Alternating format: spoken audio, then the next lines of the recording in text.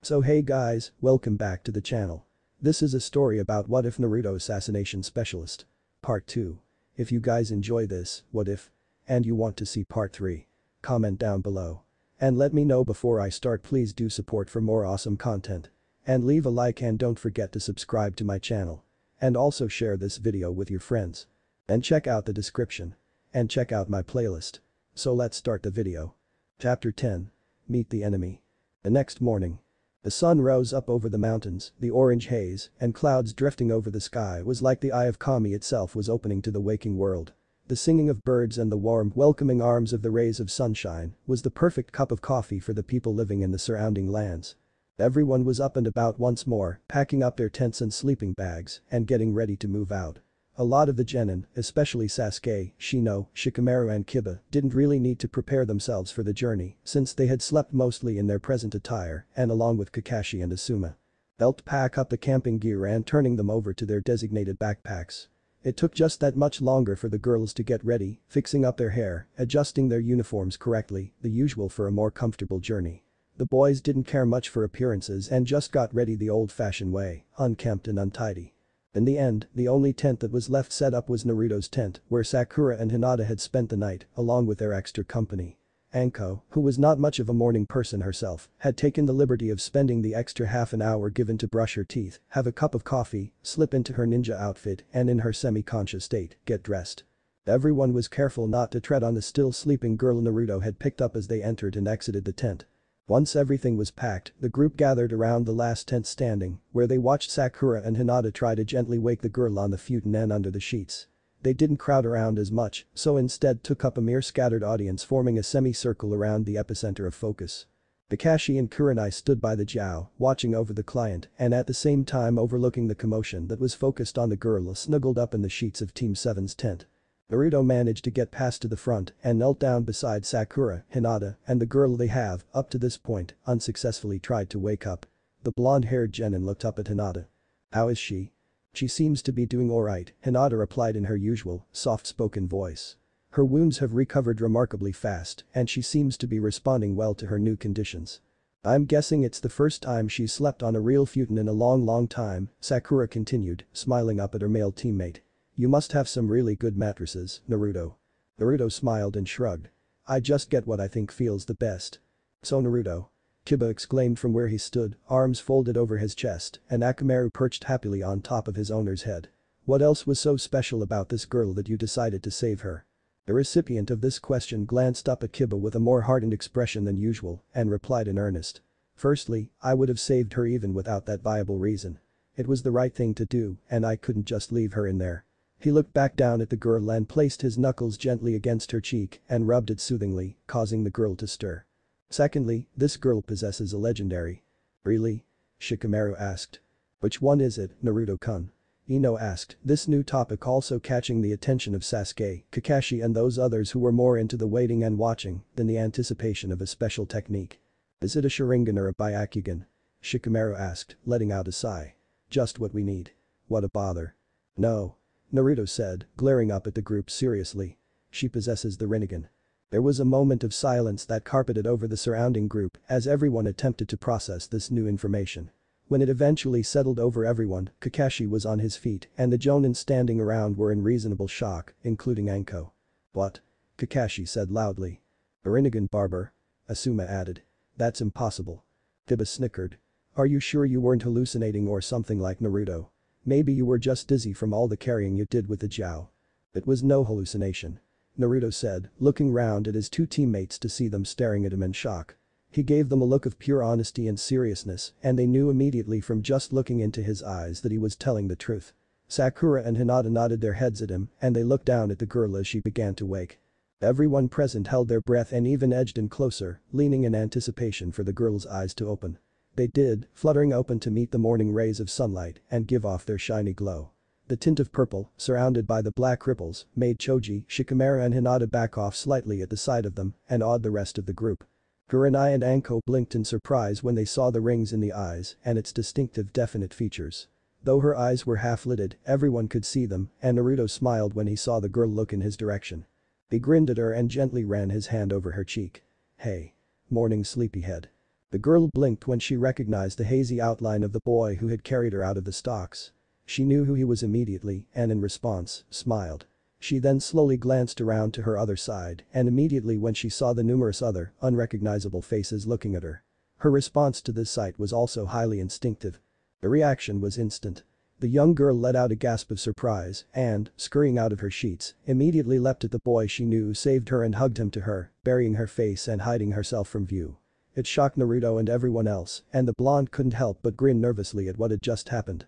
The girl holding on to him for dear life, scooted around him while still hugging him tightly and moved as best out of sight of the other strangers standing around. Naruto didn't know exactly how to respond to this, but eventually came to his senses of what was happening and opted upon them. However, because she was literally behind him, he couldn't do anything but try to get her back around him. Ino smiled and, getting on her hands and knees, crawled over to get a better look at her. Oh. She really is adorable. She's also really shy, Kiba exclaimed, glancing round at Hinata Hyuga. Kind of reminds me of somebody. Hinata developed a tick mark and she glared at Kiba. Watch it, Kiba-kun, she growled in a surprisingly threatening voice, making Shikamaru, Kiba and everyone else look at her and blink, even Sasuke, who had recognized Hinata as the quiet, sensitive type of person from the academy days. Don't push your luck. Yikes, Kurenai thought, glancing round at Anko who was smiling proudly at herself. Perhaps hanging out with Anko and strong friends has given her some backbone. I bet Hiashi Hyuga would be proud of her. She sure is a cute little one, Asuma exclaimed, stepping forward and crouching in front of Naruto, Ino and the girl hiding behind the young male who saved her. What's your name, Missy? Jonin asked the girl. She peered around from Naruto, up at the smiling bunch of people. Blinking curiously, she glanced up at her protector and savior, who smiled down at her kindly. Go on. What's your name? He asked. The girl smiled at him, blushing under his kind gaze and sparkling eyes. Her own Rinnegan eyes glimmered under Naruto's. And my name is Haru. Haru? Naruto said with a smile. That's a lovely name, Sakura said, peering into the tent and smiling at the group. Little Haru. I'm Naruto, the blonde introduced himself, thumbing himself in the chest in emphasis, before directing the young girl's attention to the rest of the gang. This is Ino. The girl next to me and Sakura standing in front of you. The big guy is Asuma. The girl looked from person to who Naruto gestured towards. Their names burning into her mind, Haru continued to follow the boy's directive hand gestures and came to memorize each and every person standing around the tent. That one wearing the gray fur jumper is Kiba and that's his dog, Akamaru. And next to him, the orange-haired guy, that's Choji, Naruto said with a smile, before turning to the others. The one with the pineapple-shaped hairstyle is Shikamaru, the purple-haired girl is Hinata, and the two smile-less ones are Shino, the guy with the glasses, and Sasuke. Shino's unease flashed at this remark, whereas Sasuke just grunted and looked away disinterested. The silver-haired guy there is Kakashi, the red-eyed woman is Kurenai, and the other lady over there, my sensei, is Anko. Yo. The woman exclaimed with a grin. Haru ducked further behind Naruto at the sight of the woman, which made her sweat drop in surprise. She looked over at Kurenai. Am I really that terrifying? What? No, no, no. No, no, no. Her friend exclaimed nervously. The look on Anko's face, however, told the raven-haired woman to either spill it or I'll make you. The young Jonin shrugged. Well. Maybe a little. Sure. Whatever, Anko said with a groan, glancing round to her right aimlessly. That's what I get for being so nice. Says you. Naruto called over. You sent a cobra once every 2 weeks to me and shoved it into my mailbox and set it to grow to the size of a building and attack me the moment I went to collect my bills. But Sheila misses you so much, Anko called back. I'll arrange another playdate for you too, it'll be good for your relationships with my summons. Hey. What? No. Kiba could help but burst out laughing, along with Choji, whereas Sakura, Hinata and Ino fell into a fit of giggles. Another set of giggles joined them, and Naruto looked down at the little Rinnegan girl still hiding behind him. She smiled up at the blonde and smiled at him lovingly. Naruto-kun is funny. She exclaimed, earning a surprised blink then a small smile from the boy. He ruffled her hair, earning a smile and a light blush from the girl, before Naruto turned his attention towards the others. We'd better get going now. We're a bit behind schedule. Naruto said, rising to his feet, bringing the little girl with him.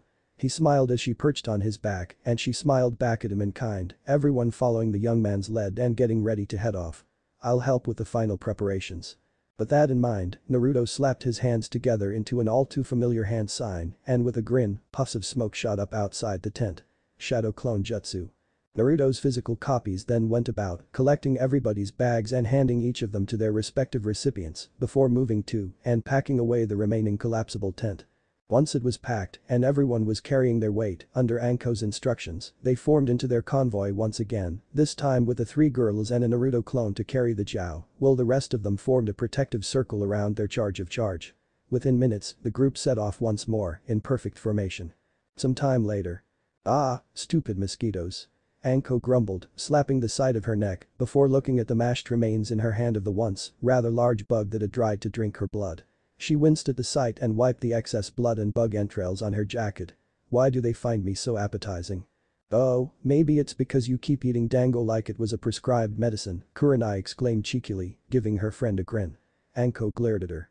"Well, excuse me miss, I know my insect biology so well, but why aren't you being eaten alive by these little mongrels?" The woman growled, slapping her neck again as another mosquito decided to have a go at her. Kurenai shrugged before thumbing over at Shino. "Ask Kakashi's student over there, he should know a thing or two about bugs. He is, after all, from the Aburam family." "Well shades. How do I get them to stop pestering me?"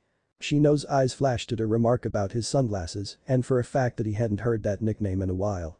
The boy simply lowered his head and, with an emotionless expression, shrugged. "Say please." Anko shot him a look. "Say that again." It took all of those around the convoy with a sense of humor to not burst out laughing, these being Naruto, Kiba, Sakura, Ino, Choji and even Asuma. The real Naruto, who was carrying his little passenger on his back, had to bite his bottom lip to stop laughing, while the girl just looked curiously down at the boy at his strange expression. Kiba literally had to stick his hand into his mouth, Choji pretended to choke on a mouthful of kettle chips, Sakura and Ino just giggled lightly to vent out combustion, and Asuma pretended to cough on his cigarette. Mosquitoes, in this case, are usually attracted to the sugar in the blood. They can smell it wafting off of your body, Shino explained, not at all worrying about the threatening glare Anko was giving him from the head of the convoy.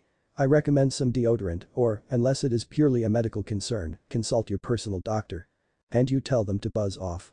Anko grumbled, swatting at another one that landed on his lower arm. "I would, but they've got issues when you swat their brothers and sisters," Shino stated. "Alright. That's it." Anko growled, pulling out a dozen or so needles and beginning to throw them at individual insects one after another, managing to cap a few while the rest of the needles flew off into the forest surrounding the path they were following. The convoy had to stop for a bit while Anko furiously lashed out at the attacking insects. It was a pretty amusing sight from the group's point of view as Anko danced around, attacking millimeter-sized insects one after another. Ino leaned over to whisper to Sakura, holding the other end of the Jiao up. "Should we try and calm her down?" "I wouldn't recommend it. Better not risk your life for something so tedious," Sakura replied. "Does your sensei always act like this?" Shikamaru also asked, having leaned into the conversation at the awkward sight in front of them. "Well. Yes and no. She's usually more sadistic than this," the pink-haired genin replied. This is getting kind of interesting," Choji exclaimed, at the same time continuing to gorge on his packet of kettles. He smiled over at Sasuke, who was accompanying him around the back where they could get a full view of the commotion at the head of the convoy. "Who do you think will win? Mosquitoes. Or the crazy Jonin?" Sasuke glanced at him strangely, raising an eyebrow. After Anko calmed down, the group kept on moving. It was after a few more minutes the convoy was in motion did everyone else begin to feel the sting of mosquitoes. The deeper they went down this trek, the more mosquitoes showed up and soon, almost everyone was slapping at their bare skin vigorously in an almost rhythmic fashion to rid themselves of the flying parasites. Naruto had to blow them off of him since his hands were preoccupied with securing the girl on his shoulders. Haru was faring much better as she was able to wave the swarms of pests away. She cutely groaned and murmured as she swatted the mosquitoes away. Naruto's clone, however, fared even less against the insects. Everyone was getting eaten alive. "Hey. Are we getting closer to a swamp or a lake or something?" Ino asked, slapping the back of her neck. "These guys are beginning to be a real bother." Shikamaru grumbled, waving his hand ahead of him lazily. "How troublesome."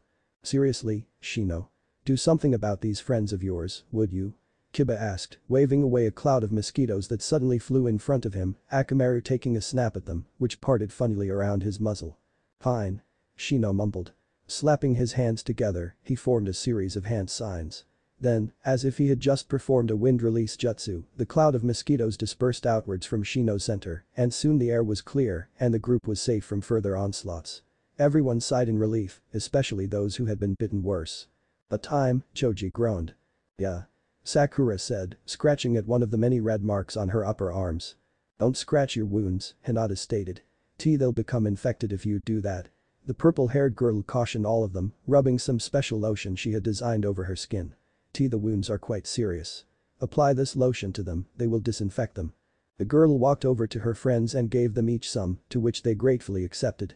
Naruto was relieved when Hinata came up to him and with a big blush on her face, applied the lotion on his face and exposed skin, to which she then gave it to little Haru. Everyone paused for a moment as Hinata moved from person to person, giving them the lotion, although those who were reluctant to receive it were Sasuke, Kakashi and Choji. When she went up to Anko, everyone got quite a shock when she turned around and with a glare etched on her face, showed them her puffy face and swollen skin. Please. It burns. Anko groaned, shoulders and body slumped forward and tears welling in her eyes. Hinata smiled and carefully applied it.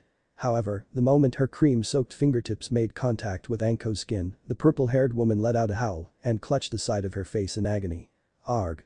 It burns. I'm sorry. Hinata exclaimed. Here, let me put some more on you, sensei. No. Keep that stuff away from me. Anko cried. What the heck is that?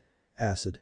And yet, another commotion shot up in front of the convoy between Anko and another typical issue, to which everyone watched with odd expressions to see how it would unfold and resolve. Kakashi, getting bored easily, pulled out his book and started reading, while Choji shared popcorn with Kiba and Shino, who surprisingly, also took some. Sasuke just raised an eyebrow with his hands in his pockets, with Naruto standing beside him with Haru perking up more on his shoulders to get a better look. With some help from Asuma and Kurenai, Anko was eventually calmed down and once again, the group was on the move. No complaints were heard from inside the Jiao from the priestess as of now and the group could walk on without a fuss from bugs, birds or any other fauna of the forest. Speaking of which, as they journeyed down the path, the forest began to break up and soon, beyond the tree lines, hills of fields could be seen, along with cliff mountains and amazingly enough, bamboo forests. The Genin teams looked around, awing at their developing new surroundings, whereas the Jonin just scanned the area. Eventually, the path came winding past a really big lake, stretching for a mile or so, before ending at a wall of cliffs and trees, with a huge waterfall careering down into the lake, filling it up. The Genin and their Jonin teachers paused for a brief moment, admiring and analyzing the sight. Upon closer inspection, the Jonin saw that rivers branched out from the lake, small streams flowing into the surrounding forests and fields. Kurenai made note of this and pointed it out. Look. Rivers. Adjacent to the route we've been traveling, Kurenai said. Well, that explains the mosquitoes, Asuma stated, placing his fists on his hips. But it still doesn't explain why those mosquitoes were so aggressive. I can't explain it either, Shino murmured, looking back down the path they had previously walked down. Streams that small can't host that many mosquitoes, especially in a forest like this. Atmospheric temperature isn't right for them, and certainly lack of food doesn't explain it either. Naruto looked towards the lake. Do they usually travel far from lakes like this? Rarely, Shino stated. Mosquitoes need a stable environment, the best is still water, to breed and lay their eggs. Shallow water is also most preferable. Well, there you have it. Ino exclaimed, waving a hand towards the lake. The Genin had set down the large Jiao, so they were able to scout the area with their eyes and of course to rest their shoulders from the journey, the wide expanses of water, the shallow shores and the still surface of the lake. It's the perfect nest area for parasites. Not to mention there were so many of them, Sakura groaned, rubbing the back of her neck. It's like a plague of them has decided to appear or something, Sasuke added, folding his arms. Guess we were the perfect targets for the biters. It was at these words that something clicked in Naruto's head and upon the shock of this realization, lowered Haru off of his shoulders and put him in the care of Sakura and Hinata. The two girls looked up at Naruto as his attention glanced around at the surrounding tree lines. What's wrong with Naruto? Sakura asked. Is something the matter? Hinata continued. We're being watched. Stay on guard. The blonde whispered, getting to his feet and flicking his right hand wrist, the hidden blade appearing instantaneously with a flash of silver. Never mind them now, Anko said, turning back to the group. We don't have much further to go. Just one more mile, and we've reached the village. We can discuss our bug problems once we've settled into a nice hotel. The woman turned, grumbling to herself as she walked on, the rest of the pack readying the convoy to depart. I'm sick and tired of resting out on open gravel. Wait. Naruto called out, causing his sensei to pause and turn around. Everyone else directed their attention towards the young male, who was now standing outside of the group safety circle and scanning the whole area around him. What is it, Naruto? Asuma asked, unaware of the scanning look Kakashi was also giving the area. It clicked with the silver-haired Jonin of Naruto's mood and he too picked up something in the air. What's that smell? The Jonin thought, glancing around towards the lake. This scent is rather familiar. But. His head spun around towards the tree line, along with Naruto's eyes. Unhindered and focused, the pair glared up into the treetops, their direction of eyes also catching the attention of Anko, Kurenai and Asuma, the three of them becoming more aware of their surroundings. Of course, it makes sense. Mosquitoes amass near water for sure, but the ones that attacked us were much more aggressive than normal ones because they were being commanded by their element, Naruto thought. He flicked his right wrist again, his blade disappearing and being replaced by 3 shuriken stars. Someone with a strong water nature can definitely have an influence over the creatures that depend on it. But that level of skill. And that scent. Anko grinned, glancing up into the tree behind the Jiao and the convoy. The large tree stood directly beside the lake and was the perfect vantage point for an attack. You can come on out. Naruto took action immediately and threw the cluster of shuriken he held into the tree behind the genin. They shot out of sight in a blink of an eye into the leaves, slicing into the branches and causing the figure hiding within the tree to make himself known. The shadow leapt out of the trees to avoid damage from the shuriken and performing a flip over the convoy below, landed beside the lake with a clang of metal and a thud. In front of a large group of ninjas, a large sword, about the size of Cloud's Buster sword, impaled itself into the ground tip first and on top of the handle, sitting expertly upon the pommel was a short figure. About a foot or so higher than Sasuke, the figure wore blue baggy pants with a camouflage pattern with metal leg guards and black sandals. Above that, she wore a utility belt covered by a blue jacket wrapped around her waist. Above her waist, she wore a blue tank top, giving a perfect view of her slender upper body and midriff. The young woman also had red, spiky hair tied up by a headband, symbolizing the village hidden in the mist, with a gash across its surface. The woman also had blood-red beautiful eyes, but the right had a black eye patch covering it. The figure smirked at the traveling group, flicking her wrist as she watched the Jonin and Genin size her up and look her over. Well. What do we have here? The young swordswoman sneered. Here I was, on my way to the market to pick up some groceries, and I ran into a bunch of kids and a sizable carriage occupied by a passenger of royalty. Kakashi, Asuma, Kurenai and Anko sneered, immediately recognizing the young teenage girl blocking their way.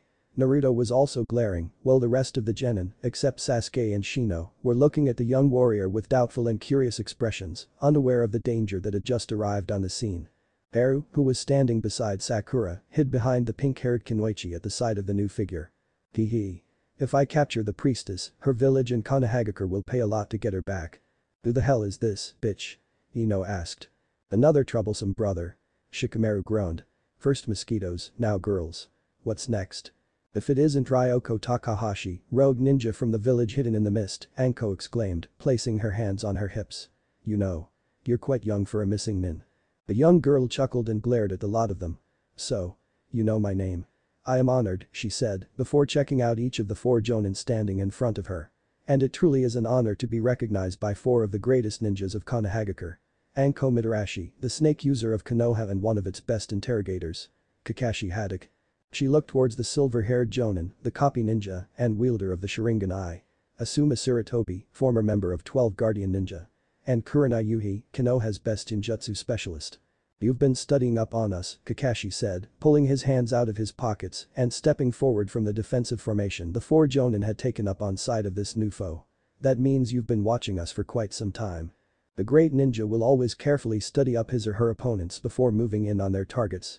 The ninja Ryoko exclaimed before leering at the group. Odds are, I can wipe the floor with all of you and your little brats, right here and now. Brats? Sakura growled, eye twitching.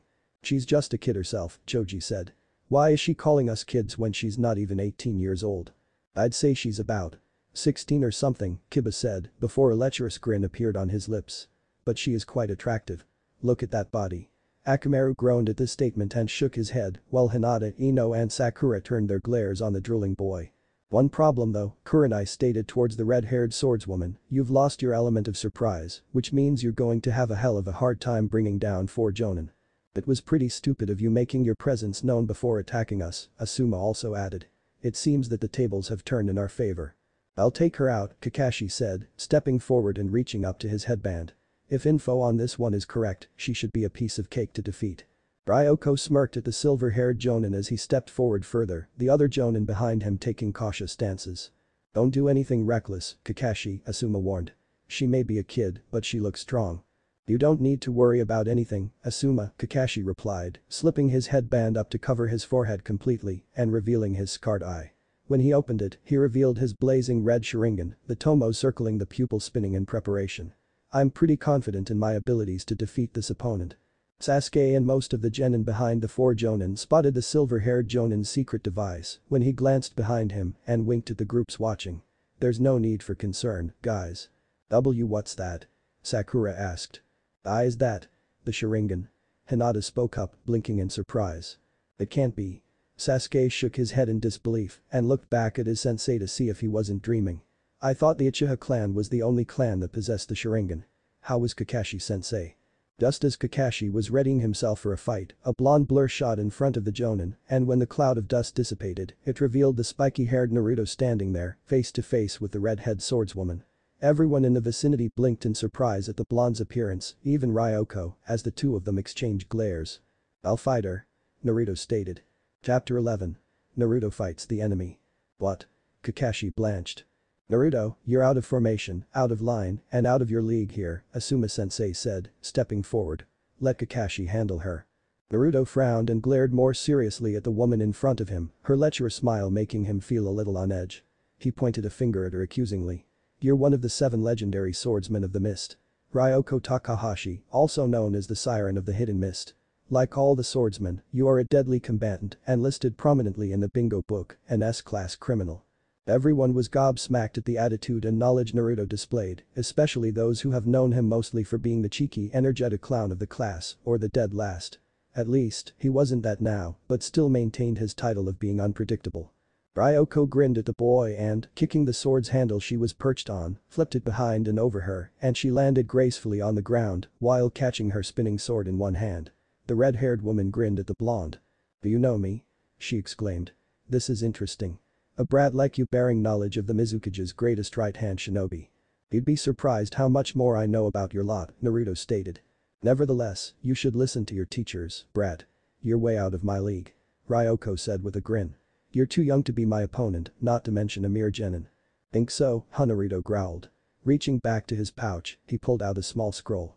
In one swift movement, he slit a small cut along his front tooth and threw the scroll open, dragging the paper through the air as he signed a nice line of blood across it. Then, twirling it around him, stretching it open, and in a puff of white smoke, the scroll disappeared, revealing Naruto carrying a pair of weapons in one hand. Twirling them between his fingers, he then threw them at the feet of the girl in front of her, who looked down at the ground between them at the newly laid utensils the boy had in his possession. Recognize these? On a quick close inspection of the 2 weapons the boy threw at her feet, Ryoko raised an eyebrow. She recognized the spiked dual blades and their signature feel and glanced back up at the boy. These are Raiga's swords. Naruto stated, jabbing his finger at them before glaring at the girl again. The lightning fang blades. Once belonging to the thunder of the hidden mist. How did you get these? She asked. I bumped into him on one of my journeys outside of Konohagakure, near some gold mines, Naruto stated, nodding his head. An interesting fellow, a bit deranged, but I guess it runs in the family. He wanted to give me a funeral, and I simply declined politely. The rest is a story for another time. Kakashi, Asuma and Kurenai looked at the boy in shock as he stepped forward more, grinning back at the girl and throwing both his arms out to his sides. The group of shinobi watched as 2 kunai shot out from under his sleeves and twirled them between his fingers before taking a fighting stance, readying himself for battle. I know how the 7 legendary swordsmen fight. So far your preferred technique is the hidden mist jutsu, and all of you specialize in water-based techniques, Naruto stated. I know this because not only did I battle and defeat Raiga, but I was also pursued by Kisame Hoshigaki. Another friend of yours I presume. Ryoko's eyes widened sharply in surprise and with a growl, brought her sword up and angled it threateningly at the boy standing several paces in front of her. She gritted her teeth hard. Don't you ever mention that man's name to me again, brat. He was nothing but a monster, he treated the rest of us like scum. I have nothing but loathing for that shark bastard. Just how many shinobi has Naruto faced in his past life? Kiba queried, glancing round at the others standing around him, all of them sharing the same looks of shock and disbelief.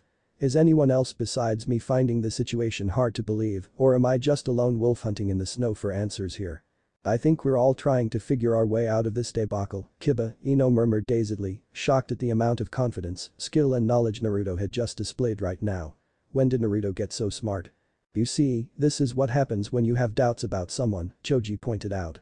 Eyes, just stay on guard, Sakura hissed at them, resuming her stance after recovering from her state of shock. If what Naruto says is true, then we can't be at ease just because we have 4 Jonin with us and outnumber this woman a dozen to 1.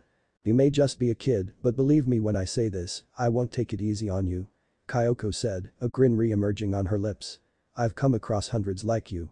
Naruto grinned back at her. Yes you have. But count me as your last. Better, Gaki. Anko exclaimed, holding her fist up. We'll cover you. Thanks. Naruto shouted, suddenly breaking off, sprinting off to the side and pitching the 2 kunai he held at the woman. Ryoko immediately batted them to the side with her sword, grinning wildly while expertly spinning her blade around her, as if it were nothing. She spun round to meet the boy charging at her full on, his pace set at a surprisingly faster level than what she recognized as a genin. He was above that level. Come on. She roared. However, just as she took a step forward, the ground at her feet cracked and she looked down in surprise, where she saw a kunai shot out of the ground, followed by an arm and the body.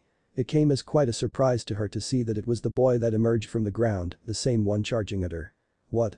Ryoko growled, spinning her sword round and blocking the kunai strike coming straight up at her, debris flying and the force of the attack driving into her defense. Caught off guard, the swordswoman retreated, pushing off the ground and flying backwards towards the lake behind her. She landed with a light pattern and twirled her sword round her, taking a basic stance. A clone, huh? The Naruto that shot out of the ground got onto his hands and knees as the real Naruto leapt onto his back and jumped from it, propelled into the air by the extra momentum given by the copy. Once airborne, Naruto threw his right hand back forward, followed by his left one after the other, pitching a cluster of shuriken in the swordswoman's direction.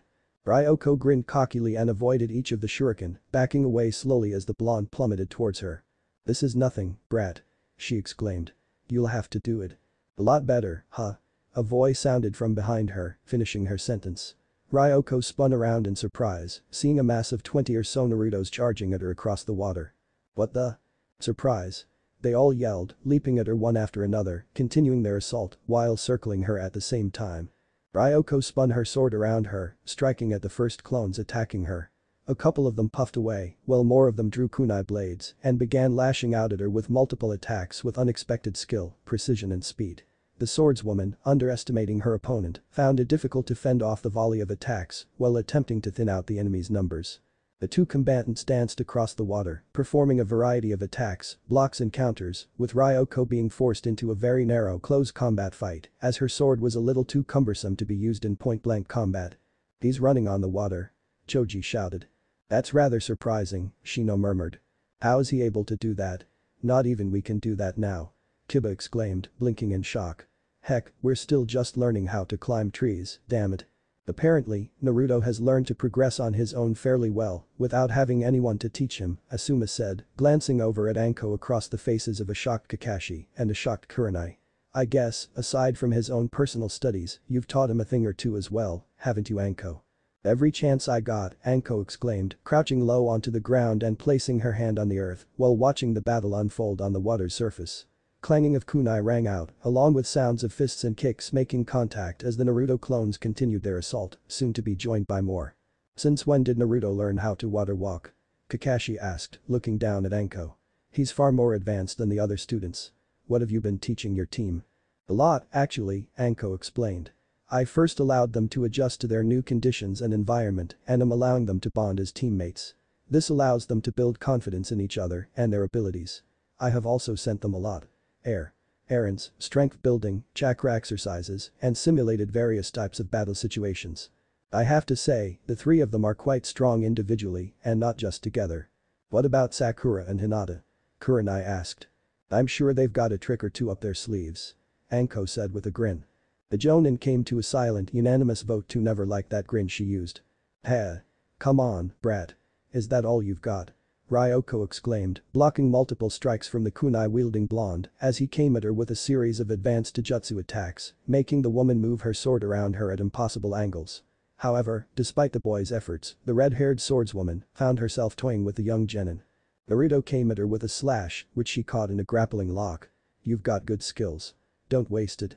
This fight is just beginning. Naruto stated, grinning madly. His eyes have taken on that full expression of a dead man, the look that made his friends quiver in fear. It was one a lot of people who saw it for the first time knew, and Ryoko noted this, raising an eyebrow at him. As their weapons grinded against each other and as they remained locked together in a grapple, sparks flying from the metal and onto the lake's rippling surface, the woman huffed. "I know that look. How pitiful." Suddenly, a shadow cast over her and Ryoko looked behind and above her to see another clone flying towards her, throwing its left arm back, the blade from the sleeve emerging, poised to strike. With her back undefended and clearly busy with the real one in front of her, Ryoko looked as though she was about to be cut down.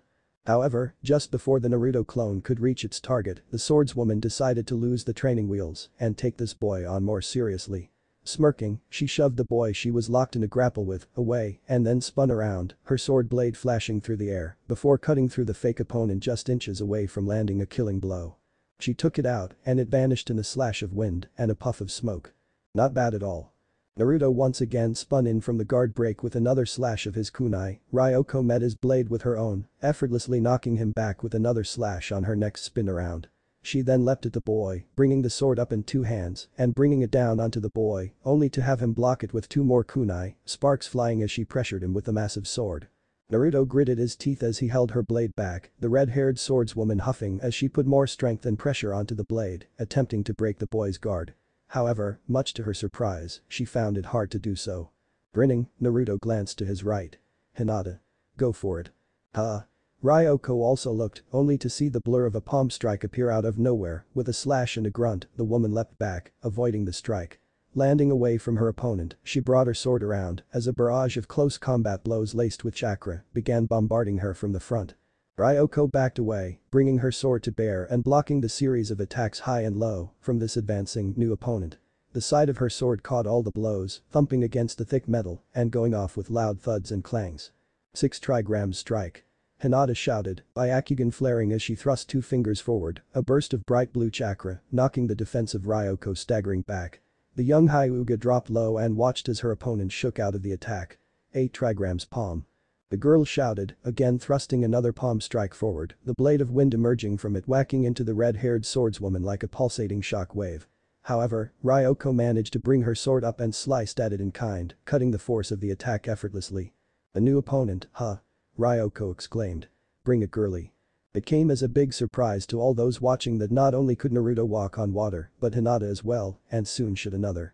Ryoko spun her sword and leapt at Hinata with speed the girl was shocked at. Within seconds she was upon the girl, who dropped back defensively. In that instance, Naruto came to her aid, appearing in front of her and bringing up the 2 large kunai he had been using before against the swordswoman, the same markings Mizuki had seen etched on their blades and handles. The red-haired missing nin grinned at the sight of the 2 genin glaring up at her as she brought her blade down on both of them.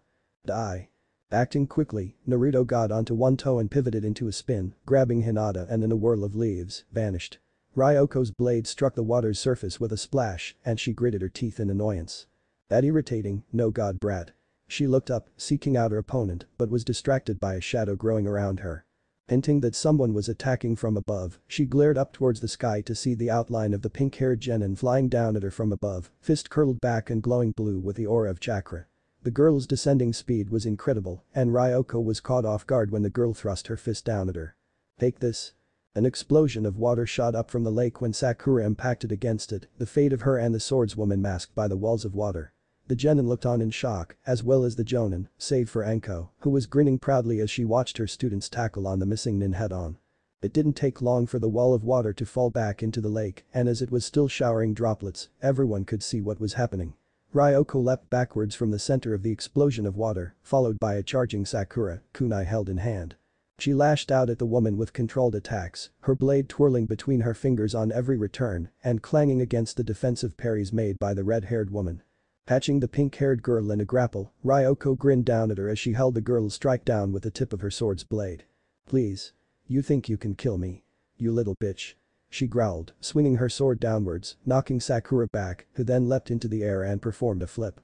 Redirecting her momentum, Sakura flew straight back down at the woman, yelling out at the top of her lungs as she prepared for a dive strike. "Heh." Ryoko grinned, backing down into a fighting stance. Sword held lightly in her right hand, formed a single hand sign and, producing the chakra she required, stimulated the water at her feet. The ripples moving outwards from her then suddenly became violent and a stream of water shot out from the water from behind her, smooth and without any white caps to be seen as it shot straight up at the pink-haired girl. Water style. Water whip technique. The attack struck Sakura head-on, the force of it echoing out and looking as though it really stung. However, just as Kakashi and Asuma were about to step in to take over the fight, Sakura suddenly exploded into a shower of cherry blossom petals, the swordswoman furrowing her brow and glaring up at the petals falling around her. What the? It was then she suddenly noticed something off about the petals, black ink marks drawn onto each individual petal. Ryoko took a moment to analyze one of them that had fallen onto her shoulder, and seeing what was inscribed, widened her eyes and glared behind her, seeing the blonde she had been fighting before and his two female teammates accompanying him. With a grin, Naruto held up his left hand and formed a single-handed seal, smirking. Patsu. Buam. Another explosion rocked the lake surface, sending water everywhere. The students standing by gawked at the intensity of the explosion, with the Jonins also witnessing the explosion nodding in approval. Anko fisted her hand and jabbed it in front of her. Dusha. Way to go, Sakura. Kurenai raised an eyebrow and glanced at her friend. Isn't that Sakura's quote? Who cares? What an attack. That was quite a good move. Back to the three Genins standing on the water and watching the fireworks, Naruto dusted his hands down and smirked as he watched a wall of water cascade in a scattered shower back down to the lake. Sakura and Hinata too joined him in his smiling and admired their handiwork. Naruto and Sakura combo attack. Cherry blossom fire shower technique. The blonde Genin exclaimed, twirling a kunai in his right fingers and clasping it into a single-handed grasp. How'd you like that? Moderate approval, Ryoko's voice sounded from the billowing smoke and cascading water, surprising the trio as they stared into the aftermath of the explosion, where they saw the figure of the red-headed woman appear, arms folded and a grin on her face. The woman laughed as she came into full, untainted view of the three Genin and the rest of the traveling convoy, all of the gasping in shock that the young teen didn't have any significant damage, only slight tears in her clothes, a bruise or two, and a small smudge on her right cheek. What was that? I asked for a fight, not a children's game. This is starting to bore me. What the? How did she do it? Sakura gaped. As she shouldn't have survived that. Hinata continued. All those attacks, and they were for nothing, Asuma said, spitting the cigarette from his mouth and cracking his neck. Guess we'll have to take the swordswoman a little more seriously. She's a lot stronger than I expected. I agree, but let's not get too hasty, Asuma, Kurenai said, reaching back into her pouch and searching for a kunai or two. Naruto gritted his teeth angrily, but then kept that in check and grinned a second later. He then started chuckling, much to the chagrin of the swordswoman, who at first thought she had gotten through to all of them already. But this one was different. This boy was incessantly mocking her intimidating tactics, throwing them back into her face with his amusement. Sakura and Hinata looked at Naruto as he laughed, head lowered and body trembling. The other students and the Jonin looked at him as well, watching as the boy giggled and laughed amusingly for the next few seconds before he looked up, eyes glowing darkly and a huge shit-eating grin on his face. I know I may be different from the others. It was these differences that set me apart from everybody else and was the basis of me being ridiculed all my life when I lived in the villages, where people knew exactly what I was carrying inside of me, Naruto said, wiping his thumb over his forehead before lowering it into an angled thumbs up. But what are you going to do? Deep down you and I are the same. Every little bit of us. There is a place where those of us who truly know pain and suffering and who can walk that path. Wouldn't you agree with me, lady? Ryoko furrowed her brow, but then grinned a second later, her expression of insanity and darkness matching that of Naruto's, and she crouched low into a fighting stance. You're right, kid. You and I both walk that path. She hissed, brow overshadowing in that familiar dark Naruto way. Suddenly, I'm starting to feel that I shouldn't pity you. Instead, I'll give you my respect. Brat. Naruto smirked and with a grunt pushed off the water, going into a swift charge, with Sakura and Hinata remaining where they were, watching as their teammate took on Ryoko head-to-head. Naruto. Be careful. Hinata shouted after him. Naruto-kun. Haru murmured from behind the Genin protectors, Ino taking especially good care of her, while glancing back to check on the Jiao every now and again to make sure it's safe. The blonde Genin leapt at the girl with lightning-fast speed, but the young redhead was already prepared for this, performing a swift variety of hand signs and watching as the boy flew at her. Grinning from ear to ear, a swirl of upheaving water suddenly began chopping around her in a clockwise direction. Big mistake, brat.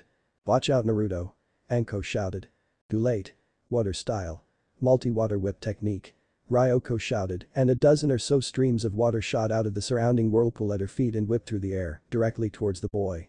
Naruto gasped and didn't have time to react as the multiple jet streams of water struck him full on and threw him into the trees on the other side of the lake. The blonde disappeared in a cloud of smoke, debris and splinters. He was thrown right over the heads of his two teammates, who watched him disappear into the woods. No. Naruto. Sakura called out. "Now you die, brats." Ryoko shouted, her blurred form suddenly appearing in front of the two genin. The girls were too stunned and distracted to even reset their guards and couldn't do anything as the red-haired swordswoman swung her massive blade towards them, aimed to slice their heads off and end this battle in one move. She swung, but her blade was blocked with a loud clang by the appearance of the big jonin, Asuma Sarutobi. With his trenched knives, he held the red-headed girl's blade in a locked position, his arms trembling and teeth gritted as he glared the girl down. Ryoko raised an eyebrow and smiled.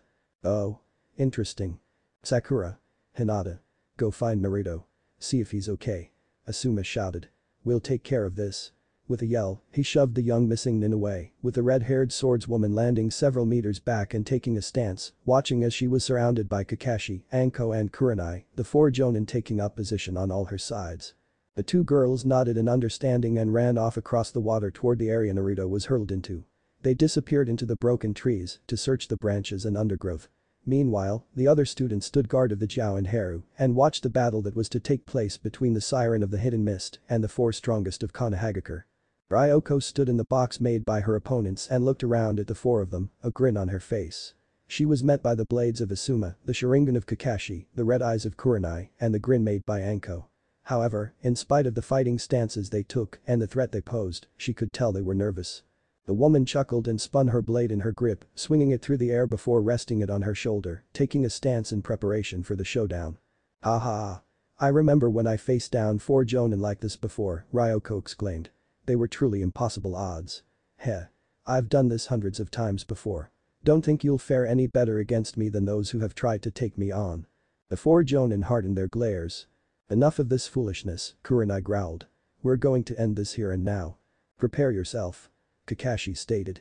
"Or surrender and come quietly," Asuma said. "We'll treat you right if you do." Anko grinned, running her tongue over her drawn kunai. "Really?" Ryoko exclaimed in a happy tone, bringing her blade up to her mouth and running her own tongue over it, mimicking Anko, but instead, cut it against the side. She lapped away the blood on her tongue and moaned in appreciation before taking the sword into a sweeping grip and slashed around her, a slight gust of wind blasting outwards and the water being cut where she ran the tip of the blade. "As tempting as that sounds, I think I'll pass. I'll be glad to kill you all." Chapter 12. Value of Teamwork. Blades clashed loudly as Asuma made the first move, charging straight at Ryoko headlong and attacking her with a series of slashes, stabs and punches, using his custom-made trench knives and his specialty behind it. His blades glowed with an aura of blue chakra, extending his blades indefinitely, and the sight of them caused Ryoko to take a more serious stance against this opponent. The red-haired woman gritted her teeth and backed away, swinging her sword and meeting Asuma's strikes blow for blow, sparks flying as the two of them exchanged blows. After blocking a series of combinations, the two became locked in a grapple between the other three jonins, watching for an opening to move into, Ryoko glaring directly into the eyes of Asuma and seeing the effort he was putting into this battle. However, it was this stalemate that left her open to attack from behind, and the next thing she knew was glancing behind her and seeing the silver-haired jonin of Team 7 flying straight at her, kunai drawn back and ready to strike. With a growl of effort, she pushed Asuma's blades off of hers and spun around, meeting Kakashi's blade with her own. The new clash of blades sent sparks flying, and after a couple of swipes and parries, Ryoko slipped her blade across Kakashi's and batted the kunai out of his hand before sending a side kick into his stomach and sending him hurling through the air across the lake. The blow winded Kakashi significantly and took him a bit longer to recover while he was in mid-flight. A hissing sound brought Ryoko's attention to her right, where she saw four snakes shooting through the air towards her, mouths agape and fangs bore. She focused her attention on them, propping her sword in her grip into a state of readiness. "Ninja art. Shadow snake hands." Anko shouted, her attacks just inches from her opponent. However, acting quickly, Ryoko leapt upwards into the air, retreating as the four snake shadows struck the water she was standing before. Once airborne, the swordswoman put her hands together into a quick series of hand signs and when she landed, formed a final hand sign, a burst of chakra radiating from her with the initiation of her water style. Great waterfall technique. What? Ryoko's eyes widened as a huge jet of water shot up around her and as it was shooting straight for Anko, a second jet of water shot out of nowhere and struck her head on. The shower of water violently pulsated at the center where the two attacks met and when it was over, the water fell back into the lake, splashing water over everyone surrounding. The red-haired swordswoman gritted her teeth and glared to her left, where she saw Kakashi Haddock standing about 100 yards out, hands formed into the same hand sign as hers. Glancing into his eyes, she saw his Sharingan blazing furiously in its socket. She grinned menacingly at the Jonin. Sharingan, huh? Don't get too comfortable. A woman's yell sounded, drawing Ryoko's attention skyward, where she saw Mitarashi Anko flying directly down at her. Performing a single hand sign in midfall, Anko then redirected momentum and span in midfall, throwing her arm across and outwards. With a loud hissing and whooshing sound, a long boa unexpectedly shot out of her sleeve and straight down at the woman. Ninja art. Snake whip. Ryoko grinned, forming a blur of hand signs, and in a flash, intercepted the skyward snake strike with her own water whip, the clash of attacks causing both attacks to explode on contact in their own ways, allowing the swordswoman to leap out of other attacks from the descending elite Jonin. Performing another blur of hand seals, Ryoko gritted her teeth and focused her next attack on the now landing Anko. You first. Water style. Water dragon technique. The roar of water and waves shot up from behind the swordswoman, and directing her attack expertly, a huge water-shaped dragon with glowing blue eyes suddenly shot out from behind her, whipped through the air at low altitude, and charged down Anko, who had just landed on the water.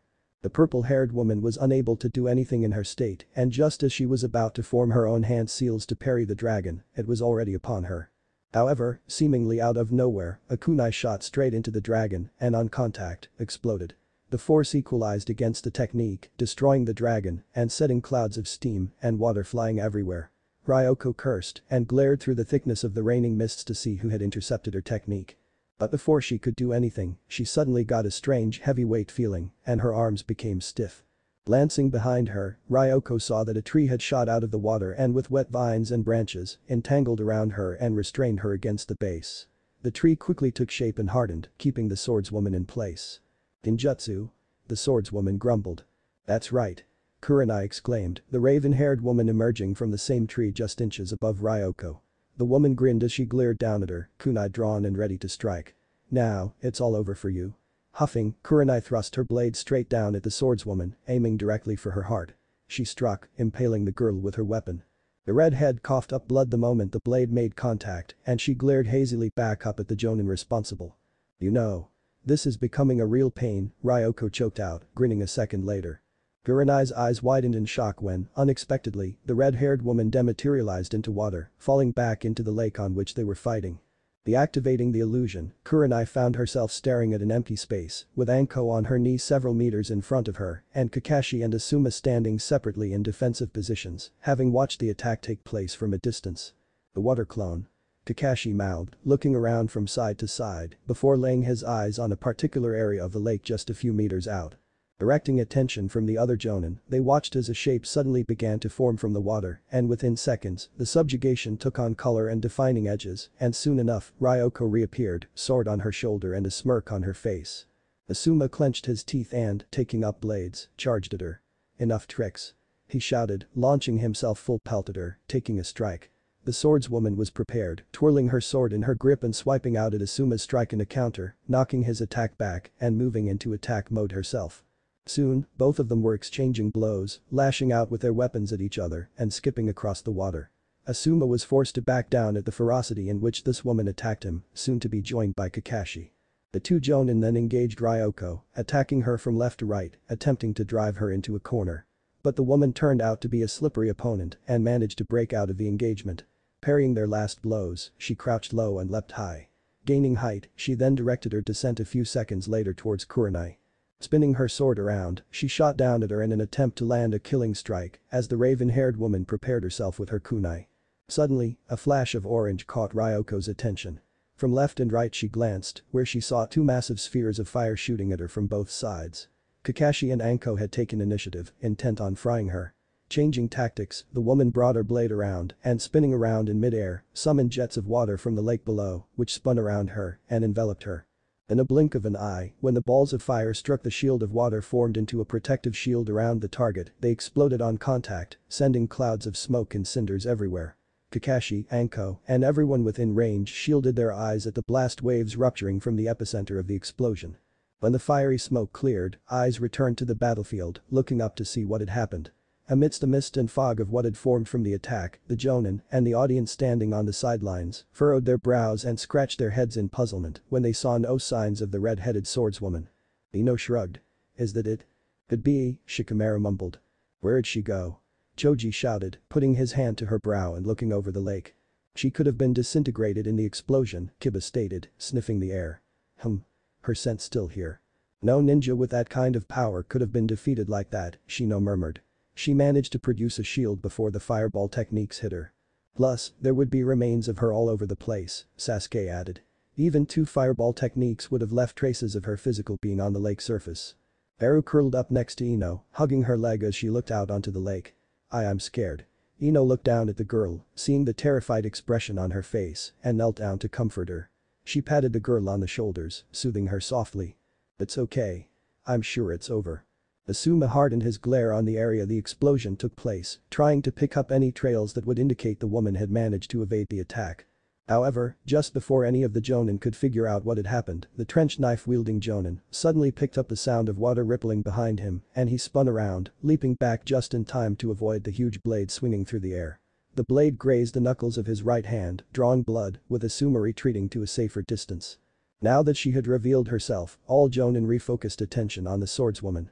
When they did, they saw that Ryoko was slouched over a little, in a staggered attempt at holding her sword up in her right hand only. On closer inspection of the young woman, the Jonin got a bit of a surprise when they saw that a lot of the left side of her body was burnt and scarred, especially her left arm. She was glaring at them hatefully, seeing them eyeing her weakened state. After a few more seconds of inspecting their opponent, the Jonin breathed a sigh of relief, with Kakashi opening up with a mid-battle comment. "You're beat now, youngster," he stated, holding up his kunai a bit more. "We'll give you one last chance to surrender." "Please," Kurenai continued on, also brandishing a kunai threateningly. "We don't want to have to kill you." Ryoko huffed and puffed, catching her breath for a few more seconds, before responding to Jonin's statements with a chuckle and a grin. "Ha. For your sake, you'd better be prepared to hold your breath." Asuma grinned. "I'd hold my breath if I were you, kid," he exclaimed, holding up his trench knives defensively. However, just as he did, he suddenly felt his right hand tremble violently, before losing all feeling in it and falling to his side. The Jonin shouted in agony as his arm fell limp and dropped his trench knife. All the other Jonin looked over at him in surprise, as the man staggered back as his arm hung limply at his side. "What's wrong, Asuma?" Anko shouted. "Are you alright?" Kakashi yelled. My arm." Asuma growled, trying to regain feeling in it. Aye. What's happening to it?" Ryoko grinned at him, brandishing her sword across her in a threatening manner. "Take a better look." In response to this, Asuma ripped the sleeve of his shirt off on his right arm with his left and got a shocked look when he saw that his arm, once muscular and lively, was now shriveled up and dry, as if all the fluid in his arm had just vanished, leaving nothing but a shriveled up husk. He trembled as he gripped it, trying to poke and prod any feeling back into it. The genin watching from a distance stared in shock at what was happening. "Hey Asuma-sensei!" Choji shouted. "What's happened to his arm?" Kiba also yelled in shock. "Ah. That's not good," Sasuke commented. "What did you do to his arm, you bitch?" Kurenai yelled, raising her kunai to her side, readying to strike or throw it at her from a distance. Ryoko chuckled as she tapped the defensive side of her sword against her left side, agitating the group with her cocky attitude in spite of her own injuries and the seriousness of her predicament. "My sword, Ares, doesn't just cut my opponents or slice through objects, but also has the definitive ability to drain people of their bodily fluids on contact for a temporary period of time till their body is reacquainted with water. Your arm will be useless for the next hour or so till it can start functioning properly," Ryoko exclaimed, much to the shock of the other Jonin. "There is also an added catch. I can reimburse whatever fluid and essence the sword is able to draw from its target and replenish my own body with it, including healing wounds and boosting my chakra level." "What?" Anko shouted. Right there and there, the red-haired enemy ninja swished her sword through the air and sheathed it onto her back. Within seconds upon doing this and extending her arms outward, the groups watching saw to their shock and dismay as the young warrior's wounds began to heal. The burn marks crinkled and disappeared as if the skin were introduced to a new source of life, healing and returning to their normal untouched textures. Her skin soon became flawless and the young swordswoman looked as though she was as good as new. Letting out a sigh of relief, the woman grinned back down at the 4 Jonin and smirked. "Ah. That's better," Ryoko exclaimed, reaching up to her sword's handle again. "So. Where were we?" Just as the 4 Jonin were assuming fighting stances again, tremors in the water in front of each of them caught their attention, and before any of them could do anything, jet streams of water shot out and curled around each of them like tentacles, before dragging each of them under: Kakashi, Asuma, Kurenai and Anko. Ryoko grinned badly, hands formed into a bird hand seal and chakra pulsating out from her. She knelt down and placed her hands on the water, looking up to watch the show. "Secret ninja art. Water hurricane technique. She yelled. In an instant, the water of the lake stretching at a radius of 300 meters suddenly began to rotate and spin like it was going down a drain in a clockwise direction. Within seconds, that circle of water spinning on the surface and clearly below water suddenly shot straight into the air at the edges it was cut into a gigantic water spout. The genin on the shoreline backed away in terror as they looked upon the massive water tornado-like technique, spinning at intense speeds and whipping through the air wildly while stretching high into the clouds. The techniques caused winds to whip violently across the land for a kilometer in every direction, nearly knocking the group on the shore. The water spout continued whipping and spinning for a minute or so before suddenly dissipating, the water immediately falling back into the lake. From it spat out the 4 jonin, throwing them back onto the land violently. Each of the jonin landed in separate places. The kashi was thrown violently into the tree Ryoko was hiding in, literally breaking through thick branches before crashing into the ground. Anko bounced across the lake surface repeatedly like a thrown stone and came to a crashed face plant into the sandy shoreline. The Suma just fell from the sky and landed painfully, forming a person-shaped shallow crater in the ground on the far left side of the genin group's position, and Kurenai skidded along the ground, tumbling and rolling, before coming to a stop in front of Sasuke, Shino and everybody else. When the wall of water finally returned to the lake completely, the genin teams could get a clear view of Ryoko, the rogue swordswoman, now glaring at them with a big smile on her face. Seeing her path cleared and the jonin thrown out of her way, either knocked out or staggered in a way, she brushed her arms down and then began to walk across the lake towards the group casually. The genin backed away in fear, taking up defensive stances. "No need to fret, I just want the mistress," Ryoko said, pointing towards the carriage. "Hand her over." In that instant, Sasuke, Kiba, Shino and Ino leapt in front of the carriage, dropped into an opposing, defensive line, each assumed into their own unique fighting stances. Ryoko immediately stopped strolling across the lake, just meters away from the shoreline, as she watched the genin take up defense of the carriage, save for little Haru, hiding behind the jiao itself. The red-haired swordswoman grinned and reached up for her sword's handle on her back, an eerie breeze blowing between her and the genin, each of them glaring her down furiously and nervously.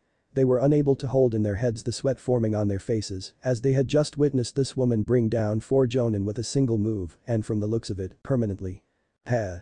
Are you sure your kids want to ride this train?" Shadow Possession Jutsu. A loud calling of a technique called from Shikamaru, standing on the far right of the group. Immediately, the shadow at his feet morphed and took shape, a stream of black shooting across the ground and straight towards the swordswoman. Ryoko shot the attack approaching her, a look furrowing her brow as it gained ground on her. Bringing her sword around, she swiped it through the air before bringing it around, ready to strike. "Too easy." It was then Ryoko suddenly heard a whooshing sound and she looked back towards the genin amassed near the jiao, where she saw a barrage of kunai flying in her direction. Gritting her teeth, the woman changed stances and, with a quick weight distribution changed, swung her blade through the air, swiftly knocking aside the barrage of kunai and shuriken flying at her. Cursing, she skipped back across the water to avoid the tentacle shadow extending towards her across the lake. "You brats." She growled, stopping some further distance away, just as Shikamaru's shadow reached its distance limit and stopped. "Don't make this harder than it already is." She took another stance, but then looked up sharply to see a Fuma shuriken hooking through the air above her before shooting straight down at her, really fast. Ryoko grinned and sidestepped, avoiding the shuriken as it hooked down and flew right past her from in front. However, the moment she stepped to avoid the massive, spinning weapon, her eyes caught the side of a paper tag attached to one of the blades. Just as she was turning to jump away, the weapon exploded in a fiery, smoky cloud, engulfing the woman in a burning, blinding sensation. Kiba grinned and threw a fist in the air. "Booyah. Take that, bitch," he shouted. "That should have gotten her," Choji exclaimed. The smoke cleared soon thereafter, and the genin held their breath as they watched the cloud dissipate, only to discover to their dismay, Ryoko standing within the thin mists, hands held together in a recognizable hand seal, and the water around her rippling violently, indicating she had used a water wall technique the moment before the explosion engulfed her. The red-haired woman gritted her teeth angrily as she glared directly at the genin standing around her prize. "That's it. I've had it," she growled, drawing her sword with a heavy swipe. "You're mincemeat, you brats." With a roar, she charged, sprinting across the lake straight towards them. The moment her feet touched the soil, the genin immediately took action. Sasuke ran forward to meet the woman halfway, kunai drawn. Running across open ground, he engaged her, the swordswoman striking out first, the raven-haired genin striking back, his blade meeting hers with a loud clang. Using the opposing force of his blade against hers, he cartwheeled over her sword as it slashed through the air, landing behind her and lashing out. Ryoko pivoted, meeting his next strike with a parry, and a couple more strikes she avoided from left to right before kicking the genin away. All the while, Sasuke tried to avoid making direct contact with her sword, knowing its abilities. Winded, Sasuke skidded along the ground, digging the kunai he held in his right hand into the earth to slow his skid. He gripped his stomach and hissed, biting back the pain from the blow. Meanwhile, Kiba engaged the woman, coming in from her right. Sprinting low, the canine bearing was really fast thanks to his style of fighting taught to him, and when he was within range, twisted his body in mid-sprint before exploding into a flurry of movement, forming a visible drill as he hurled himself at his opponent. Ryoko gritted her teeth when she saw the horizontal moving tornado flying at her, and she brought her blade around to defend herself. Piercing fang technique. Kiba roared, kicking up dust as he shot straight at the woman. Yelling, Ryoko swiped out at her attacker, her blade making contact, sparks flying as Kiba's claws and technique fought back. However, with the woman's strength matching his own, and the blade cutting into his own technique, Kiba was thrown off, and the whirling drill was sent flying skywards, the red-haired swordswoman watching with a snarl. "Ha! Take that." Dual piercing fang technique. Kiba shouted while airborne, adjusting his position. Just as he did so, a second Kiba shot out from behind him, and both of them shot straight down at Ryoko, both spinning at a high velocity, forming two drill tornado formations. The swordswoman, caught off guard, leapt back just as the two genin copies flew straight down at her, carving fine lines into the solid ground. She skidded to a halt just meters away from where the two drills crossed paths and surely would have decimated her. Growling, the woman looked up just in time to see a barrage of shuriken thrown by one Ino Yamanaka flying at her. "Oh, come on," she shouted, swinging her sword around and blocking each individual projectile, spinning on the spot and swiping a cluster of them in mid-fall after blocking them. These attacks are only prolonging the inevitable. Ryoko yelled, immediately throwing the shuriken back at the blonde. Ino took up a kunai and blocked the barrage, only to get scared by one or two she misplaced in her line of sight. Just as Ryoko was relaxing from her post-shuriken thrown stance, a shadow appeared around her and grew in size, causing the woman to look up. She saw to her shock, a green ball covered in kunai spinning towards her from above. The attacker was none other than Choji, having seen the opportunity to attack the moment she stepped onto land. The woman frowned and was about to move aside to avoid, only to find that she couldn't. Gritting her teeth, she looked down at her feet, tugging at her legs to get them to move, only to find that movement was not in her body's idea. Shit. She cursed, looking up slightly to see a line of shadow attached to her own. She followed it up to a boy, kneeling beside the blonde-haired girl that had attacked her earlier, hands locked into a hand sign. She gritted her teeth, struggling to move against the boy's shadow possession technique. But before the swordswoman could take any action, Choji was already upon her and in an earth-shattering bang, was crushed beneath the spinning death ball, crushing her into the ground, hurling up dust, debris and earth. "Bullseye," Shikamaru said with a grin. Ino gave the peace sign, watching as Choji buried the woman into the ground and ripped her to shreds with his technique. Ino Shikacho trio, successful, baby. Nice. Kiba shouted from the far right, still assumed into a fighting stance after just recovering from his missed shot at attacking Ryoko with a dual piercing fang technique. When the dust cleared, Choji could be seen sitting in the attack-made crater, sitting on his behind and panting from the effort of the technique. He wiped his forehead protector, looking up at the sky. "Man. That took a lot out of me from having to move that fast." "Good one, Choji," Shikamaru shouted. Just as Choji was looking back to give his friends the thumbs up, a hand suddenly shot out of the ground, latching around his neck, followed by the body that then held him above the ground. Much to the surprise and disbelief at everybody standing around the scene, they watched as the red-haired enemy reappeared, dirty covered, clothes shredded, bruised, but ultimately still alive and fighting fit. Shocked, the orange-haired boy let out a startled, strangled yelp as the now pissed-off Ryoko held him above the ground and glared, grip tightening around the boy's neck. Choji gripped her wrist, kicking and pounding at her to let him go, but to no avail. She just throttled him, gritting her teeth angrily as she looked upon the boy's frightened face. "That's it. No more games. I'm killing all of you, starting with." "Oof." Ryoko began to yell, but just as she was about to finish, as well as perform a finishing move on Choji, she was suddenly blindsided by the kick sent to the side of her face from one Sasuke Uchiha. The blow caused her to see stars for a moment and she was thrown to the side, causing her to drop the boy she held by the windpipe. Stumbling out of the crater, the woman took a stance and watched as Sasuke came to the defense of his comrade. "Damn it." Ryoko hissed, blood suddenly starting to leak out of the corner of her lips. "These troublesome brats, that last technique took a lot of chakra out of me. I only have enough to last me 10 more minutes. I have to finish this quickly." Just as she was about to attack again, a blur caught her attention and she leaned back in time to avoid a kunai. Just then, she caught the sound of loud buzzing noise and looked to her right to see a cloud of bugs flying towards her. The cloud took shape and formed into a giant bat-like creature and it swooped down at her. The swordswoman slashed out with her sword, but seeing it cut through the swarm of insects without much effect, leapt back to avoid it charging at her. Amidst the genin defending the Jiao, Shino could be seen commanding the insects expertly, hands outstretched and little beetles crawling along his arms and face. The cloud of insects moved again, spreading out to cover their range, swarming the young woman. Ryoko, retreating to the edge of the lake, sheathed her sword and quickly formed a series of hand seals. The insects charged her down, intent on catching her before she finished. But the swordswoman was too fast. Water release. Water encampment wall technique. Ryoko shouted and jets of water rose up and surrounded her. The bugs, their route blocked, branched out and retreated, not wanting to get wet. However, with the water wall in place and protecting the swordswoman, gave Sasuke the opportunity to form his next attack. Performing a series of hand signs, Sasuke readied himself and just as he was about to finish, he felt a hand placed on his back and he looked behind him. There, he saw Naruto standing, bruised, bleeding from various wounds, especially the corners of his lips, and standing limply. As bad a shape as he was, Sasuke was shocked he was able to stay on his feet. The blonde grinned at him. Go for it. Nodding in understanding, Sasuke glared ahead of him and formed the last hand seal. Fire style. Great fireball technique. Sasuke shouted and with a great exhale of air, a humongous ball of fire shot out, one far greater than the Uchiha himself could create on his own. With Naruto adding his own element to Sasuke's technique, it increased its potency many times over. So much so that it cut a huge channel in the Soilen Lake as it sped towards its target. Ryoko's water defense technique dissipated just as Sasuke fired his own technique directly at her, and the red-haired swordswoman got quite a start when she saw the wall of fire charging her down. Startled, she reacted quickly, forming another series of hand seals and defended against the wind-enhanced fireball technique. Secret ninja art. Water hurricane technique. Ryoko shouted, clasping her hands together into a hand sign. That instant, with her eyesight and focus guiding the trajectory of her technique, the water in the path of the grand fireball technique splashed and lashed around violently before a massive waterspout shot out of the lake, meeting Sasuke's technique head-on.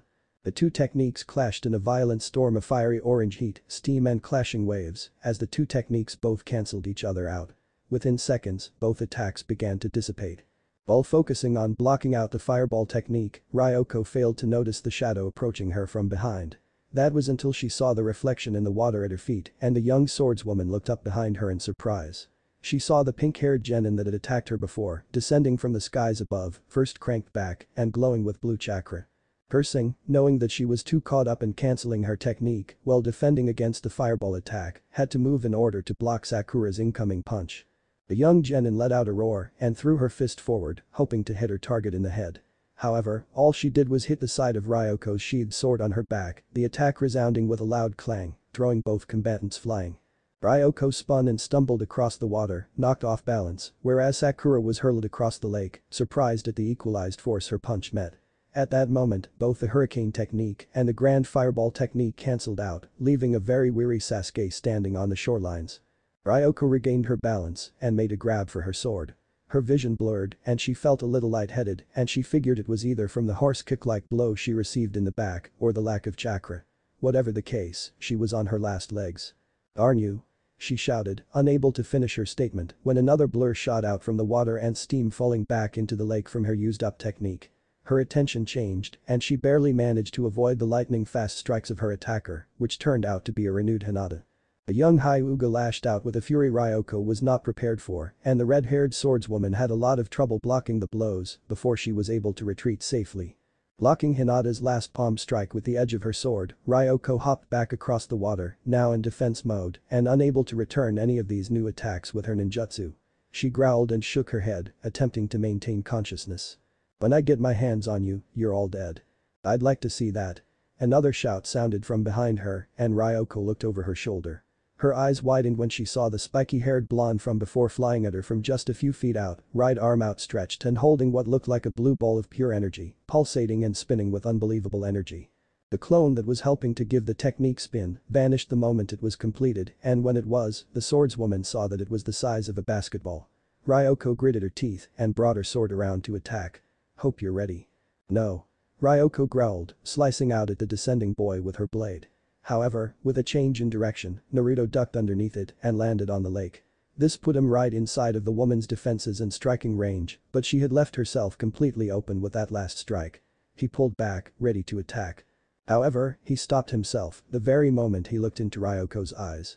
What he saw not only shock, awe and disbelief, but he also saw fear, the same fear he had experienced many times over when he was younger, when attacked by someone intent on harm.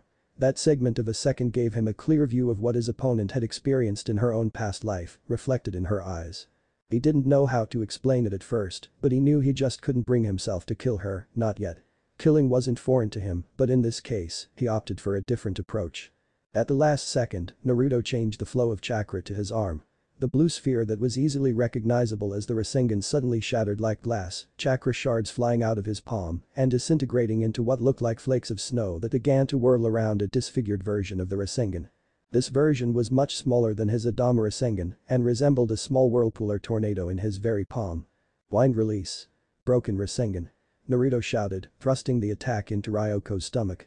The attack was designed to reduce the effects of damage, and as soon as it made contact with the swordswoman, it erupted with a force that looked like it could kill. The young warrior let out a cry of agony as cutting winds erupted around her and within seconds, threw her off her feet, sending her spinning at a high velocity across the lake. The genin watching gaped in shock, especially Sasuke, Choji, Shikamaru and Ino, who had never seen this technique before. Even Kakashi and Kurenai, who had begun to regain their senses and were back on their feet, watched in shock. From behind the Jiao, Haru could see everything and she was in awe at the true power displayed. The attack made excellent distance, cutting a nice channel into the lake as the enemy ninja was sent packing. After the first few seconds of flight, Ryoko was sent all the way to the other side of the lake. She skipped across the lake like a stone before crashing into the cliff face next to the waterfall on the far end. The impact was tremendous, dust, debris and earth flying everywhere. As the rubble caved in around the impact spot, everyone knew that it was over. Chapter 13. Associates. The rest of the journey to Kitsumi's village was quite uneventful. Patching up their wounds quickly, thanks to those with medical experience on hand, although there were a lot of complaints from Anko above everyone else, the 3 teams and 4 jonin, with their extra cargo in tow, headed the rest of the mile to their final destination. The breathtaking hillsides, forests and valleys quickly passed them by and soon they were standing at the gates of a large stone wall that encompassed a huge village. It was a sight taken right out of Imperial China, a thriving community with lovely gardens, huge estates and a large castle in the middle of the whole thing. All the buildings, except for the castle in this village, were all colored the same, white-walled, and painted dark blue on the woodwork and roofing, save for the floors. The land of the bamboo reeds really lived up to its name. In and around the village there were bamboo forests, trees and bushes. Ever since the teams left the lake and the normal trees behind, they had soon found themselves walking through forests of this type of flora. It was actually an incredible sight and blended in with the geography perfectly. By the time they arrived at the castle, it was late in the afternoon, the commotion earlier today having held them back by hours. The brief glimpses around the village as Team 7, Team 8 and Team 10 walked down the main road en route for the central building bore remnants of the coup that had ended not so long ago. People were rebuilding damages from the riots and fighting and it seemed to be coming along quite nicely. Upon arrival, the ninja were ushered up a 20-story high staircase, much to the disdain of the group carrying the Jiao, which were Ino, Choji, Kiba and Shino at the time, and into the castle. The spectacular main hall, with its numerous balconies, stairways and rooms, was to be their last stop. The onslaught of guards loyal to the royal family and those servants who would be assisting the princess meant that the large ninja escort could finally be relieved of duty and the VIP they were escorting, her real name now known as Princess Kitsumi, was taken to her room. The ninja, meanwhile, were given their own rooms somewhere on the second floor and once taken there by the able guards, deposited themselves around the room and between the paper wall dividers. After being told by the captain of the guard that they would be receiving their pay shortly, they were then left to their own devices. Now hold still Anko, this is going to hurt. Rip. Aye. Son of a bitch. The snake mistress shrieked, keeling over forwards when Sakura pulled a large stick lodged in her back on her right side. Hinata, Ino, Sasuke, Haru, Shino and Naruto, who were also in the same room, watched on with different expressions and play as they observed a tear-strung jonin wither around on her stomach. Naruto shook his head with a grin, Sasuke and Shino just stared, Ino giggled, and Hinata timidly watched with worry. Little Haru just sat where she was on her pillow, watching curiously. I warned you, didn't I? Sakura said with an amused smile. Yeah. Sure. Whatever. Damn it to hell. The woman groaned. You know, for an elite jonin, you really don't have a high tolerance for pain. Ino pointedly said. Hey. Nobody likes having things sticking in them and ripped out when it has to be at least a foot long and half a foot deep. The woman growled, sitting back up again so Sakura could continue fixing her up. Naruto and Sasuke sniggered, and even Shino shook with silent chuckles. Anko glared up at them, a tick mark on her forehead. I should really think before I speak. Out of all who had fought, Anko had to be the most wounded since she was literally sent skipping 200 meters across the lake and ground surface during their battle with Ryoko. As a result, she was bruised up badly, had cuts on her face, and debris stuck in her in several places. Kakashi was second, having been thrown through a tree and was lying in bed with a few cracked ribs, a sprained ankle and a broken arm. Asuma, whose students had taken a picture of the sprawl mark of himself he had made in the ground after his crash landing, had to have stitches around his nose, bandages wrapped around his sprained leg and arm, and his dehydrated raisin of an arm now almost back to normal, in a sling.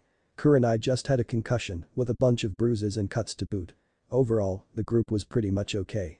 Naruto's quick healing factors meant he was out of his sling and bandages in no time, although the deeper wounds in his side would have to wait a bit longer. He was a part of the group put in a room across from the others, with Kakashi, Asuma, Kiba, Akamaru, Shikamaru, Choji and Kurenai put in the room next to them. The room Naruto and his group were in was a great one, a balcony view of the whole village, a huge lounge room where they were all scattered around, with a coffee table, pots of flowers here and there, pictures hung up on pale yellow walls, and beanbags laid out for sitting, with 3 bedrooms hidden behind sliding doors, a kitchen in the room near the balcony, and a bathroom across from it. It was definitely an upper-class suite. The people in the other room, having had a long day, were using whatever time they had to rest up and have time to heal. Shikamaru was sleeping, as was Asuma, or he was unconscious. Either way, he was completely out of it. Kakashi was reading his Icha by the balcony, Kurenai was admiring a lot of the flowers in her room, Kiba was playing around quietly with Akamaru, and Choji was pottering around, checking out the pictures hanging on the walls and everything else in the room. As for the other group, the aftermath of the day's events left them plenty of free time to dawdle. With Sakura fishing for debris from Anko's back, who was sitting with a towel covering her bare chest and shredded trench coat wrapped around her, the others just hung around, doing stuff. Sasuke was engaged in a game of Go Fish with Little Haru, Shino was chatting with Hinata, and Ino was with Naruto on the other end of the room, looking over their other patient. It was at the side of the latter two that Anko glared over at them. BTW Naruto. Why did you have to bring her with you? Jonin asked, gesturing towards the red-haired swordswoman lying at their feet in plain view, wrapped in bandages and lying under a blanket, unconscious, while Naruto and Ino knelt on her other side, gazing down at her.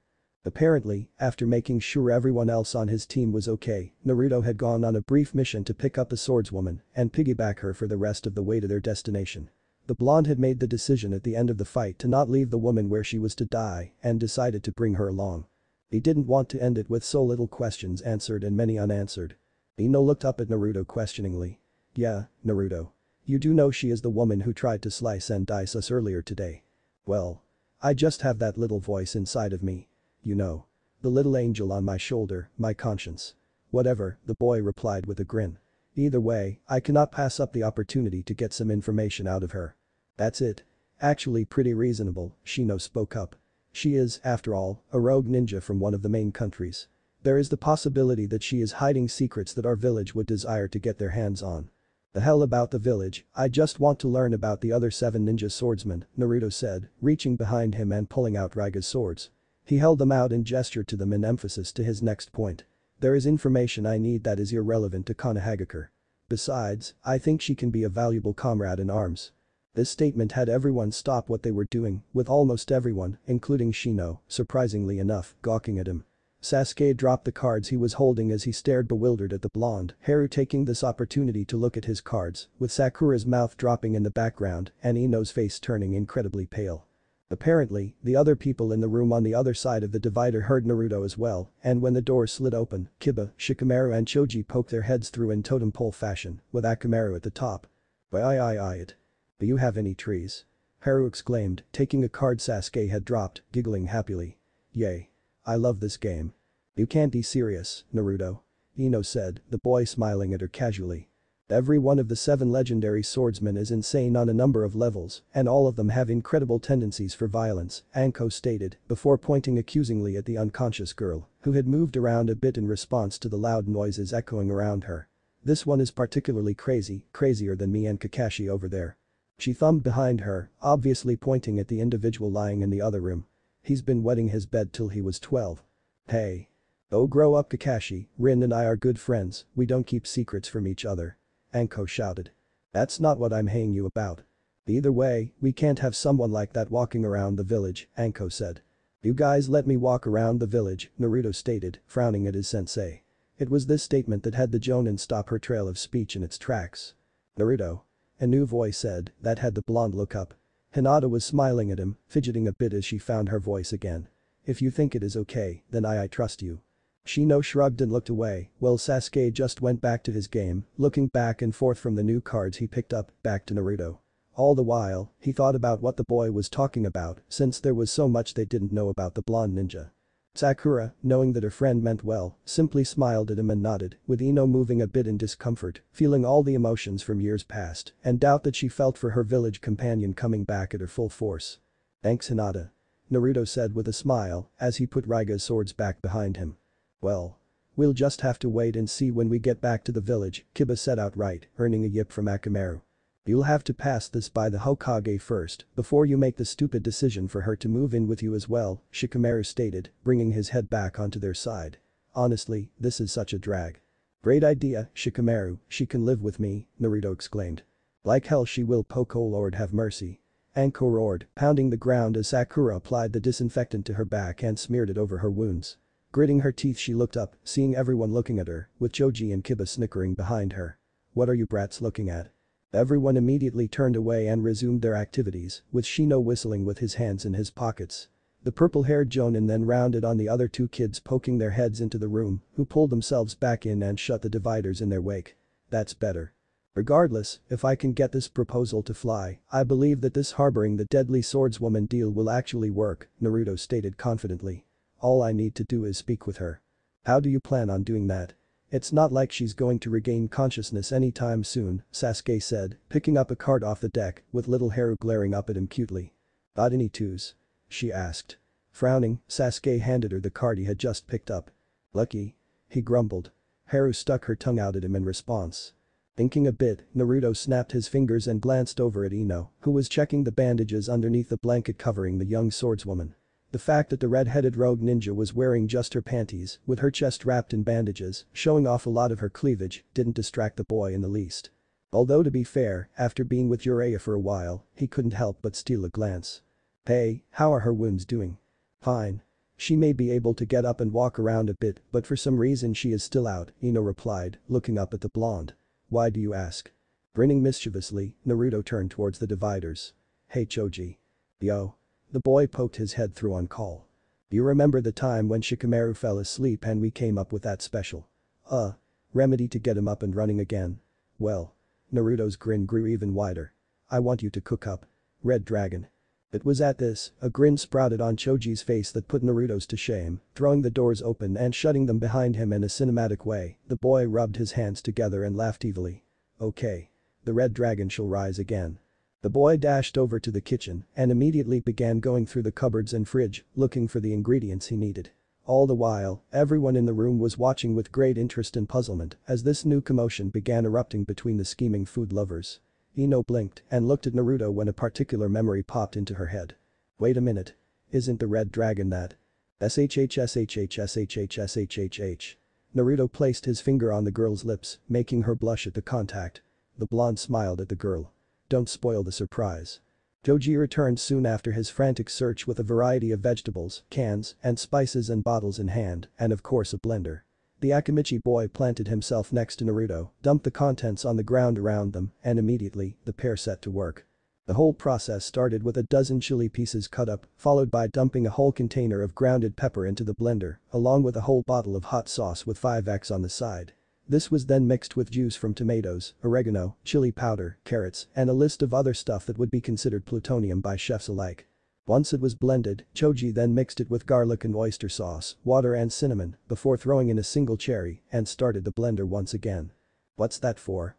Ino asked, clearly about the cherry they just threw in, while looking bewilderedly at the bubbly, wafting contents of the machine. Give it a little kick. Choji exclaimed, holding up a fist. Naruto, resting the unconscious swordswoman's head in his lap, then stuck a funnel in between her lips. He watched Choji, after turning off the blender, picked it up and poured it into 3 separate glasses. Very few ninja have survived the sheer burning magnitude and ferocity of the red dragon. Naruto said dramatically, looking up toward Sakura and the others. When we were around 6, Shikamaru, Kiba, Choji and I used to hang out a bit on days when we would skip classes and went off to loiter about the park and village.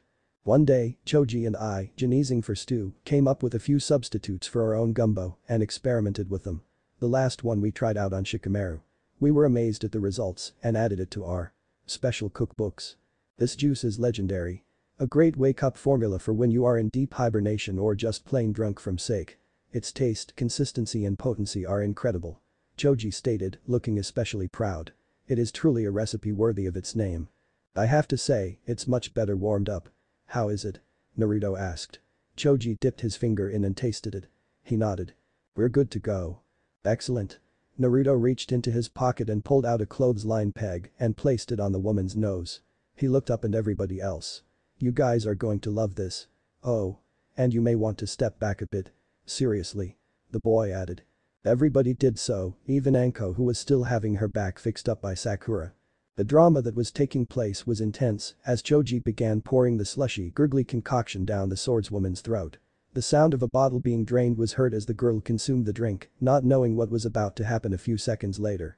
Once Choji had emptied the entire cup down her throat, he too shuffled back, wary of the juice's effects. After a few seconds of waiting, nothing happened. But then, everything just seemed to explode in the blink of an eye. Ryoko's eyes flew open, and in true anime form, her cheeks bloated up, eyes watered, and her entire face turned red, rising like a thermometer dipped in lava.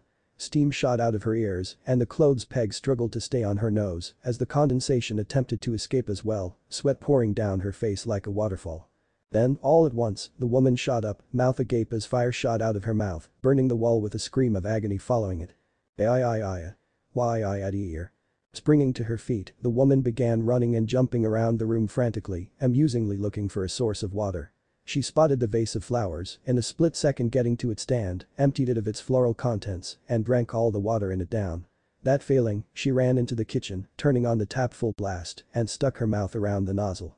Her mouth still on fire, she gave up on that and ran back to Naruto and Choji. Spotting the tomato sauce, she grabbed that, stuck out her tongue, and poured the sauce all along it. This seemed to finally douse the burning a little, and once she had emptied the bottle, tossed it aside. Huffing and swaying, the red-faced girl moved awkwardly from side to side on the spot for a few seconds before collapsing to the ground, only to be caught by a clearly entertained Naruto. Groaning, the flushed girl looked up, seeing the spiky-haired blonde and the other 2 kids who were at her side, looking down at her. Blinking with tears in her eyes, the girl gargled a little before eventually spitting out understandable words. Do whatever you want to me, I'll tell you whatever you need to know. Just promise me you'll never give me whatever the hell that was you poured down my throat again, I beg of you, Ryoko said through a hoarse voice. Excellent, then we can start talking, Naruto said, smiling. Just what the hell was that? Sakura asked, eyes widened. Everyone who had watched the entire event unfold was in a stupor, the spectators looking toward Naruto and Choji for answers. That was the red dragon. Choji said, slamming his fist to his chest in a salute. Kami blesses the majesty and beauty of the gift you have given us. No shit. That was one fire-breathing bitch, Anko exclaimed, a grin on his face. You have got to give me the recipe. Come over to my place one day and I will give you a whole tub full. The recipe is a secret shared between the creators. Choji stated, folding his arms towards a disappointed Anko. The dragon is a beast that comes and goes, it does not linger, nor does it boast its power, but unleashes it in a blind fury. Anyway, Naruto began, looking down at the still red-faced girl, whose head was on his lap again. I want to ask you a few things about Ryoko. First, tell me. Do you know where the blue fish head of a teammate of yours is hiding right now, and what's the secret behind him and his Samahata? Huh? Ryoko raised an eyebrow before memory clicked back into gear. Oh. That bastard. Well. Even though we did keep an oath as the 7 legendary swordsmen, the expiration date for it has long passed since he left our group. Kisame was the strongest of us and was the Mizukage's favorite tool at his disposal, but the freak had a habit of stabbing people in the back. When he left and joined the Akatsuki, I went after him with Zabuza as backup to get him back, but he nearly killed the both of us. That time was the last I saw of him. And I have no idea where he is now. Geez. That's encouraging. Naruto grumbled, rubbing his forehead. He was surprised at how easily she was able to answer his question, but given her situation and the fact that she was still woozy from consuming a whole cup full of spicy hot chili soaked whatever that could literally burn the tongue off of someone, meant that she could not fight them. She was defenseless at the moment, muscles unresponsive thanks to Naruto's broken Sharingan technique, low on chakra, and her sword was propped up against the wall on the other side of the room. The girl seemed quite fragile and timid. For the moment anyway. She just seemed to open up completely to him. "How do you know the bastard? What's your beef with him?" Ryoko asked. Naruto looked up, seeing that everyone around him, especially Sakura, Ino and Anko, were listening in on the conversation intently. He could also see silhouettes of the others in the room opposite them against the dividers, clearly eavesdropping on the discussion. Shaking his head, the blonde looked back down at Ryoko's, her face now returning to its normal color, but still she looked a fair bit tired. "Let's just say a lot of people would prefer it if I wasn't alive right now," Naruto said, shrugging. "I have a history, and my beef with Kisame is between me and his posse. Let's just leave it at that." What about his Samehada? What's his connection to it? Samehada is a monstrous blade, the most terrible of all the 7 ninja swordsman's weapons, which only Kisame himself can use. It also seems to be sentient in nature, feeding chakra between itself and its wielder, and gathering it not only from its victims but its surroundings. Ryoko said, racking her brain for more information. "This gives Kisame his insane strength. I have no idea where he got that sword from, but when I was introduced to the group and tried to wield it when he offered me, it cut my hands up badly. And when I tried alternative ways of holding it, it tried to eat me. The fact of the matter is, no one in the history of our village has ever been able to beat Kisame, since he can increase his chakra levels to that of his opponents and greater." "I see." Naruto said, frowning at the facts related to him. "Makes beating him impossible then. But what?" "Nothing. Anyway. I have one last question for you for now on this subject. How many more of the 7 legendary swordsmen are still alive?" "There is Abusa, Kisame and myself. Raiga was killed by you, Hikita is dead but still walking around somehow, and Chijiro replaced Tsukahara when he was assassinated, and Korea was killed by Zabuza when he attempted to assassinate the Mizukage, so all in all, there are 5 of the 7 ninja swordsmen still alive," Ryoko stated. She looked away, a little bit displeased at having to reveal all of this information. "I'm one of the original swordsmen. One not too proud of her history." Naruto just stared down at her, having absorbed all of the info she had managed to pass on to him. The others were also silent as they contemplated whatever it was the two of them had been talking about. Perhaps only the Jonin present and listening in knew full well what the two were talking about, whereas the genin were either more confused than ever before or were starting to understand a bit about what was going on with this group of mysterious yet powerful warriors from the land of water. After being enveloped in the silence for long enough, Naruto nudged the red-haired young adult who looked up at him in question. "Hey. What would you say if I was to ask you if you would be interested in joining Konohagakure's ninja forces? You know. Become one of our village's ninja?" Naruto asked. The question came as a bit of a shock to the young woman who stared up at the boy with wide eyes. "What? Please don't make me repeat the question. I just want to get it over with so I can make some preparations or do something with my time," Naruto said, rubbing the back of his head and groaning. "You would seriously ask me to join your goody two-shoes of a village?" Ryoko asked, raising an eyebrow at the boy. "What's in it for me?" "Well, I can offer you a place to stay instead of you having to wander around the surrounding countries, homeless and eat off the streets every damn day, plus I can get you immunity from the Hidden Mist village so that if any of their hunter nin are chasing after you, they can just go and fuck themselves," Naruto said, shrugging. "And we won't have to kill you or torture you." "And torture you, as in whatever my sensei over there has planned for you."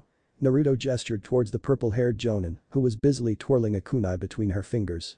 It wasn't just any kunai, but one with serrated edges. "I've seen what she can do with that, she even went as far as demonstrating it on an orange, and from how she described it to me, it's not a pretty sight." "Damn right it isn't," Anko said, grinning and running her tongue along the blade's flat side. "But it is so much fun playing with my food." "Yeah. I still can't look at an orange without feeling nauseous," the blonde said, shaking his head and looking down at Ryoko, seeing a girl smirking up at him. "Of course, in exchange, you're going to have to talk to Ibiki about your village for a solid 6 hours, standard protocol and all." "Ibiki? He's our resident interrogator. Who still owes me 200 from our gambling night," Naruto said. "It's a great village. And it doesn't rain that often as well." Ryoko laughed, grinning up at the young boy. "You think you can seduce me with promises of freedom, betterment for my future, cleaner living and fancy perks, brat? Well. I ain't buying it. I've been around a lot of the surrounding countries and believe me when I say this, nobody completely accepts outsiders like me, especially ninja from the Hidden Mist village. Everybody hates us. In all honesty, you're going to have to offer me a bit more than a home and immunity. Anahagakure also has the best hot springs out of all the shinobi nations. You've got yourself a deal, brat. Ryoko quickly said. Grinning, Naruto shook hands with the young girl, Anko laughing in the background at how easily she caved, while the genin around her were still a little bewildered from what had happened already. Excellent. Then it is agreed. Naruto picked up one of the 2 remaining cups Choji had poured them and held it up. Want to toast to this fabulous occasion? Hell no. Ryoko shouted, recognizing the beverage. Keep that Satan of a drink away from me. Naruto shrugged. Your loss. Choji. The boy smirked and picked up the other glass. He held it up to the blonde. To healthy living. Do a job well done. Choji replied. Itadakimasu. Blinking glasses, the 2 of them chugged, and everyone surrounding them backed away a couple of meters at their willingness to drink that. They still had no idea what to classify the red dragon as. Ryoko was squirming about where she lay, unable to move due to still being sore, as well as dizzy from her drink. She bit her bottom lip as she watched the 2 boys drink it all, slamming their glasses down on the floor. Within seconds, their faces turned red, their cheeks bloated and steam shot out of their ears as their eyes were held shut. All at once, the pair breathed out a column of fire, followed by cries of agony. Seconds later, their yells died down, and their faces turned back to their normal shades and coloring. Sighing, the pair bumped fists, grinning. That hit the spot. Choji exclaimed. You said it. Naruto also shouted. He then tapped his drink, licking his lips and giving some thought to the taste. You know. Toss in a pinch of salt and it might actually give it a better flavor. You 2 are insane, Ino said, who was huddled up against the side of the wall, edged away from the 2 with the iron stomachs and steel tongues. How can you drink that stuff? Unlike the other shinobi of our village, we have tamed the red dragon. Choji said while high-fiving Naruto proudly. Sasuke was just plain gawking at the 2 of them, with Sakura shaking her head with an amused smirk and Hinata smiling happily, clapping her hands in congratulations. Anko, now bandaged up, redressed and back on her feet, walked over to Naruto and the swordswoman on his lap. Hands on her hips, she grinned down at Naruto, Ino, Choji and Ryoko, all of whom looked up at the towering terror of a ninja. Well. Welcome to the girly club. As soon as you are better, I'm going to be having a lot of fun with you, Anko exclaimed, holding up her fist. What I do know about the 7 legendary swordsmen is that without water, a good half of you is deemed unusable. Maybe on dry land we can have a proper fight. Ryoko smirked at her. We'll see. She then looked up at Naruto, seeing him smiling as well. After studying the boy for a while, closely admiring his face and getting a feel of his chakra thanks to her abilities as one of the legendary swordsmen of Kurigakure, the redhead smiled lightly and raised an eyebrow, a bit of red growing on her cheeks. Her expression caught Naruto's attention, the redness on her face going unnoticed. What is it? You know. You're pretty cute for a genin. That's it. Come with me.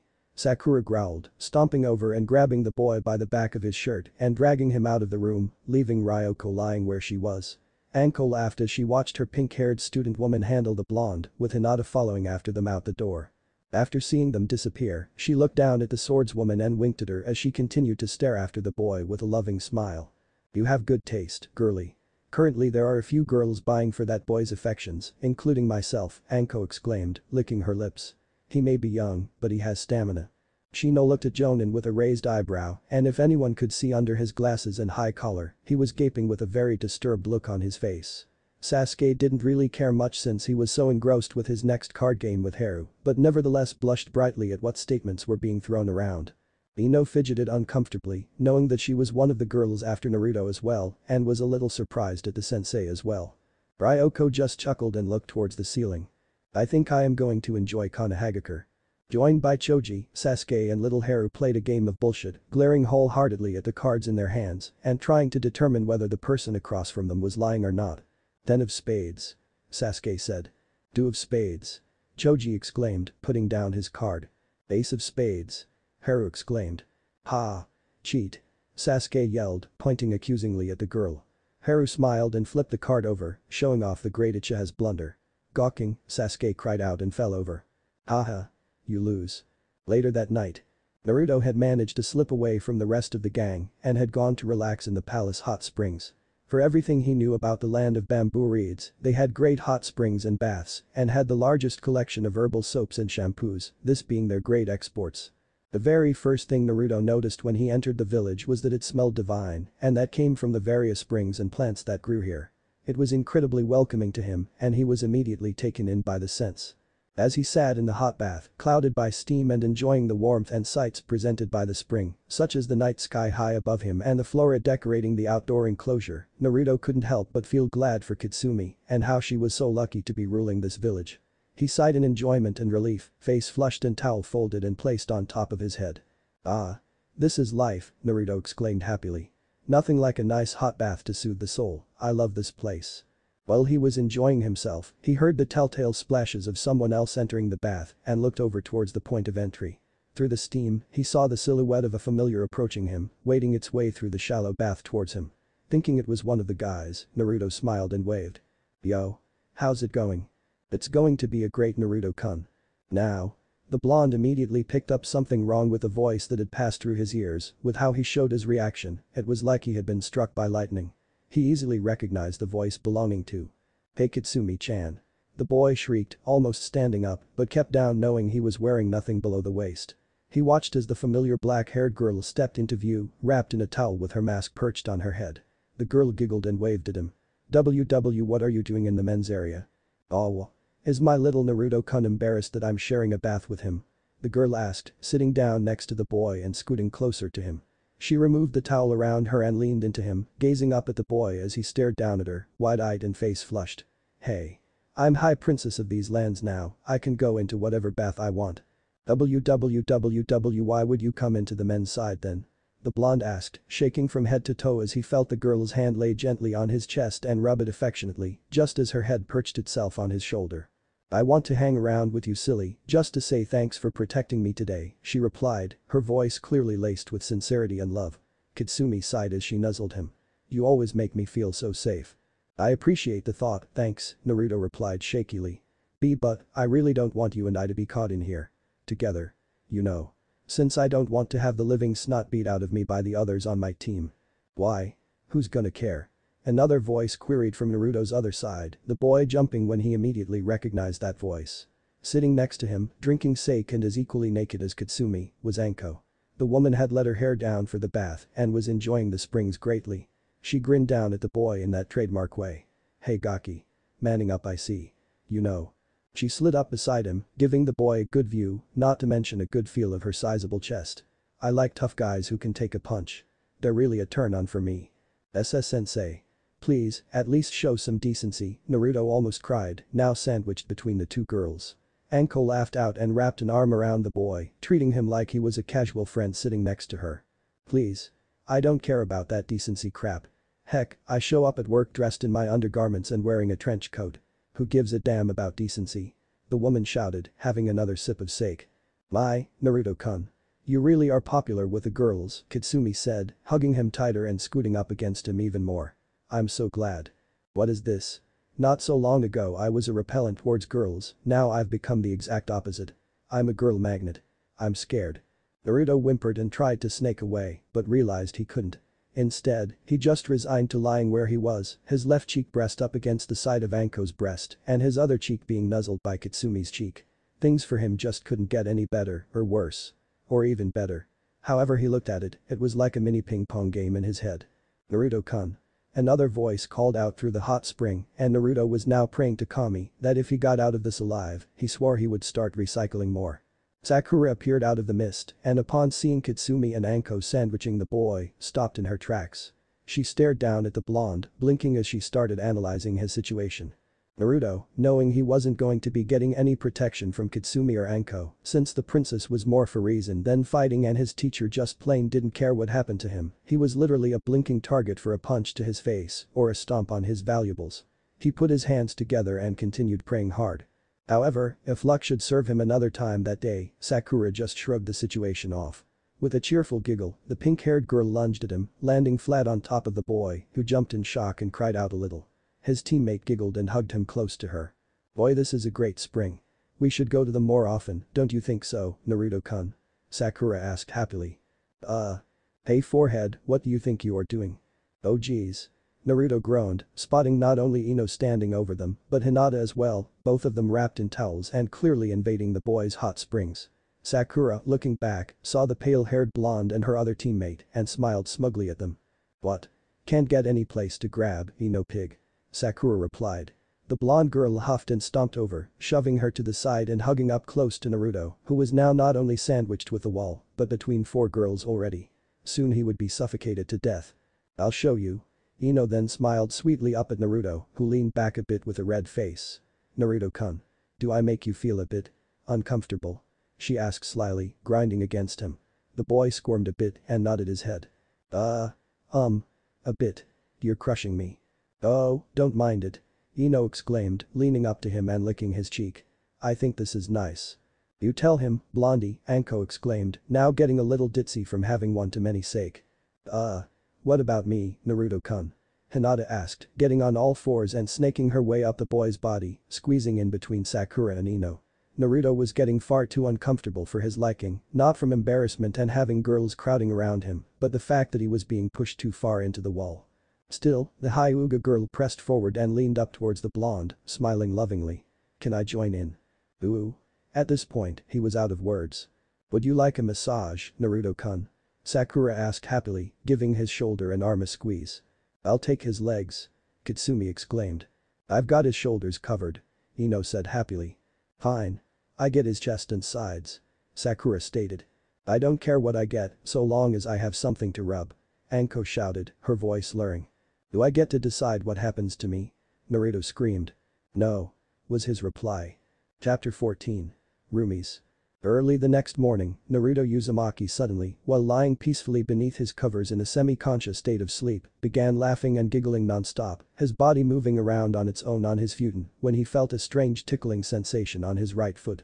He tried kicking out a bit to stop whatever it was that was attacking his foot and rid himself of this torture, but it just would not cease. Last night, the blonde had decided to change his sleeping arrangements and moved away from Anko to sleep in between Sasuke and Shino so that the girls wouldn't get to him. Much to his suppressed joy and perverted nature, he had been smothered by Sakura, Ino, Hinata, Kushina, and shockingly enough his own sensei, while he was relaxing in the hot springs. Of course there had been a rather strange massage therapy session, followed by some kisses and cuddling, but nothing too hentai, until Anko started pulling moves on him. He managed to escape with his life. And now, after half a night of sleeping with his eyes open and the other half actually sleeping, Naruto was now receiving a rather strange wake-up call. Since he had very strange sleeping habits, he tended to sprawl out over a wide distance and at this point had moved out from under his blanket and had rolled across Shino and Sasuke.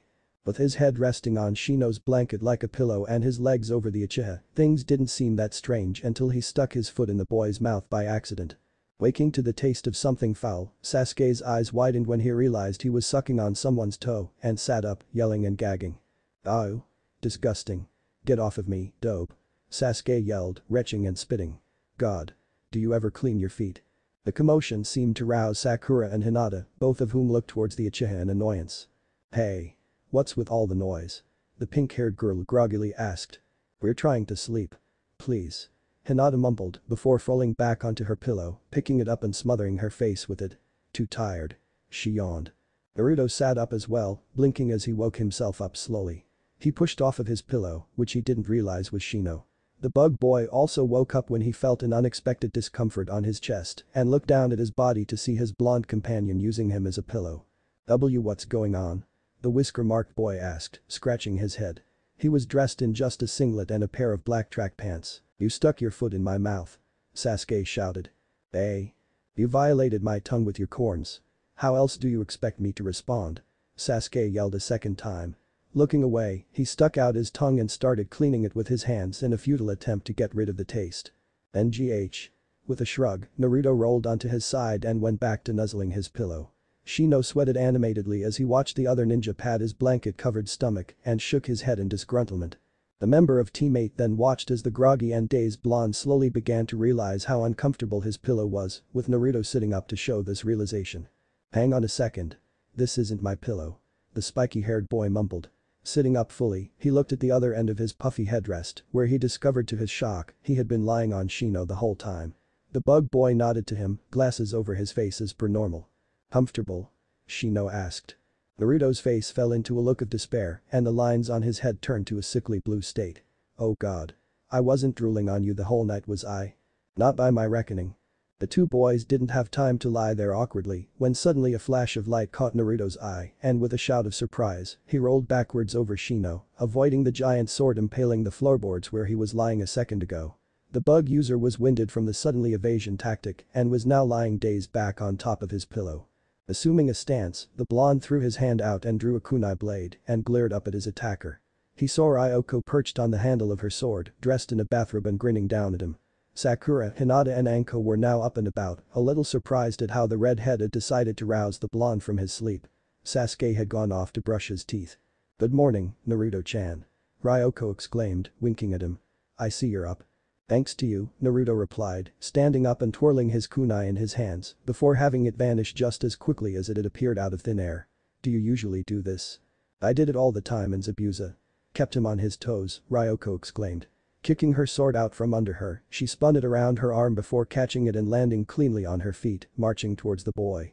Before anyone could say another word, the redhead grabbed Naruto's wrist and began dragging him out of the room, the boy blinking as his friend shrunk away. As she opened the door and began to pull him out of the room, his voice spoke up. "Where are you taking me?" Naruto asked. "Hot springs. Morning bath. You and me time. Talk," was her words as they left the room, with the blonde beginning to worry about what was to come.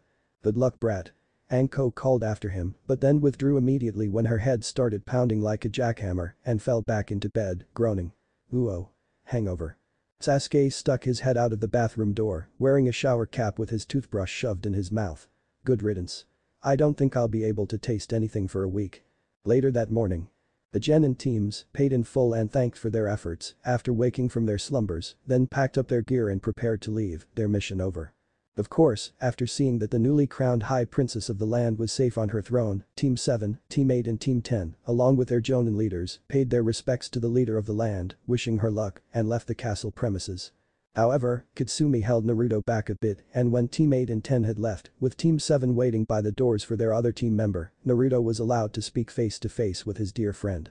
Kitsumi, rising from her throne, stepped down to meet Naruto on the red carpet, the ninja getting to his knee and bowing low to her, a smile always on the young boy's face. Little Haru, the girl he had saved, hung beside him, trying to hide away from the young, beautiful angel approaching them. Stopping before him, Kitsumi smiled at him, eyes wavering with unshed tears. "Naruto-kun. You don't need to be so formal with me. We're friends. Come on now," she said, bidding him to rise to his feet. Naruto did so, and once he did, little Haru latched on his arm, unwilling to let go. The boy chuckled and nodded his head to Kitsumi. "You will do great, Kitsumi-chan. And I know you will too," the princess replied. Anko smirked as she watched the pair commune for what would be their last time until next they met. Sakura and Hinata stayed back and also watched, smiling happily as they watched the blonde make his peace with a young woman. It may have been a sight reminiscent of a fairy tale. Or from Jiraiya's Icha Icha books, but it suited them well. "Of course, you still have many trials ahead of you, and I wish you all the best," Kitsumi said, reaching up and untying something from around her neck. Pulling it out, she revealed it to be a necklace with a locket at the end of it and walking up to her friend, tied it around her neck. When she did, she gazed into his eyes, a blush forming on her cheeks and her smile growing. "Promise me. You will visit me often. It gets lonely leading a country." Looking down at the pendant and opening it, Naruto admired what was inside it. Smiling, he looked back up at Kitsumi, clearly showing his appreciation of the gift. "It's a promise of a lifetime," he said, raising his fist to this declaration and grinning. "Kitsumi-chan." Unexpectedly, the girl leapt at him and kissed him deeply, surprising not only her royal guard and staff present, but also Sakura and Hinata. Anko just snickered before bursting out laughing as Naruto returned her kiss. Little Haru watched them curiously, wondering what they were doing, but deciding not to interrupt them. After a minute or so, the two broke apart and Naruto smiled at the blushing princess, who bowed to him and who he returned. With that said, he then turned and strode away, waving back as he approached his team at the end of the splendid hall. Rejoining them, they exited the hall and headed out of the palace down the large stairway. Kitsumi, watching him leave, giggled and intertwined her fingers, nodding her head. Just like Naruto. He's always one to keep a promise. The journey back to Konohagakure was uneventful, and much to the relief of the genin, they didn't have any extra weight to carry with them, which meant that this walk back to the village was faster. And of course, as stated earlier on this arc, they didn't return to that port town and simply went around it. Along the way, Naruto piggybacked little Haru, the young girl enjoying herself, the fresh air and the butterflies that seemed to hover around her. Sakura and Hinata took turns in taking care of the cute little one, with the genin of Team 7 talking amongst themselves eagerly. Anko headed the group but was accompanied by Kakashi, whom she spoke with discreetly about the upcoming Icha Icha books that the great Jiraiya was going to publish next and what they believe should be included. Much to Asuma and Kurenai's displeasure, Shikamaru and Choji would stick their noses in between them and make sure they didn't try anything, wanting to cause as much grief for the pair as possible and embarrass the crap out of them. Shino spoke well with Sasuke. Not really talked but simply shared occasional words with him, such as beautiful scenery and yeah, with the occasional ngh. Ino stuck with Ryoko, the swordswoman who seemed more inclined to hover around Naruto's back and watch over him closely. However, the pale blonde girl and the redhead did talk, every so often drifting from plants to appearance. Their skin texture is amazing. So tanned, Ino exclaimed. How do you get it so smooth? I bathe regularly and eat a lot of fruits and vegetables, the woman replied, running a hand through her hair and smirking down at the girl, who was looking over her with great interest. Since Ryoko's outfit was damaged in her battle with the Jonin, she changed it a little, moving from her dark blue stuff to a pair of grey forest camouflage trousers, shin guards, boots, and a black turtleneck top with a grey camo-colored scarf draped over her shoulders. She still had her spiky hair up and the eye patch she wore remained where it was. Because a ninja must keep her body in full fighting form, I train and eat a balanced diet, which means I have no blemishes whatsoever. What do you think? I think it is incredible that you're managing to keep such a fine figure, Ino said, studying the woman's tanned arm up close. So, you don't diet or anything? Ha. Diet? Hell no. The key is to train hard and work your body. That's how you keep it in such fine shape. Plus, I can eat whatever I want if I continue training, Ryoko exclaimed, thumbing at the giant blade on her back. How do you think I'm able to swing that around like a kunai blade, eh? Of course, you're incredibly strong, Ino said.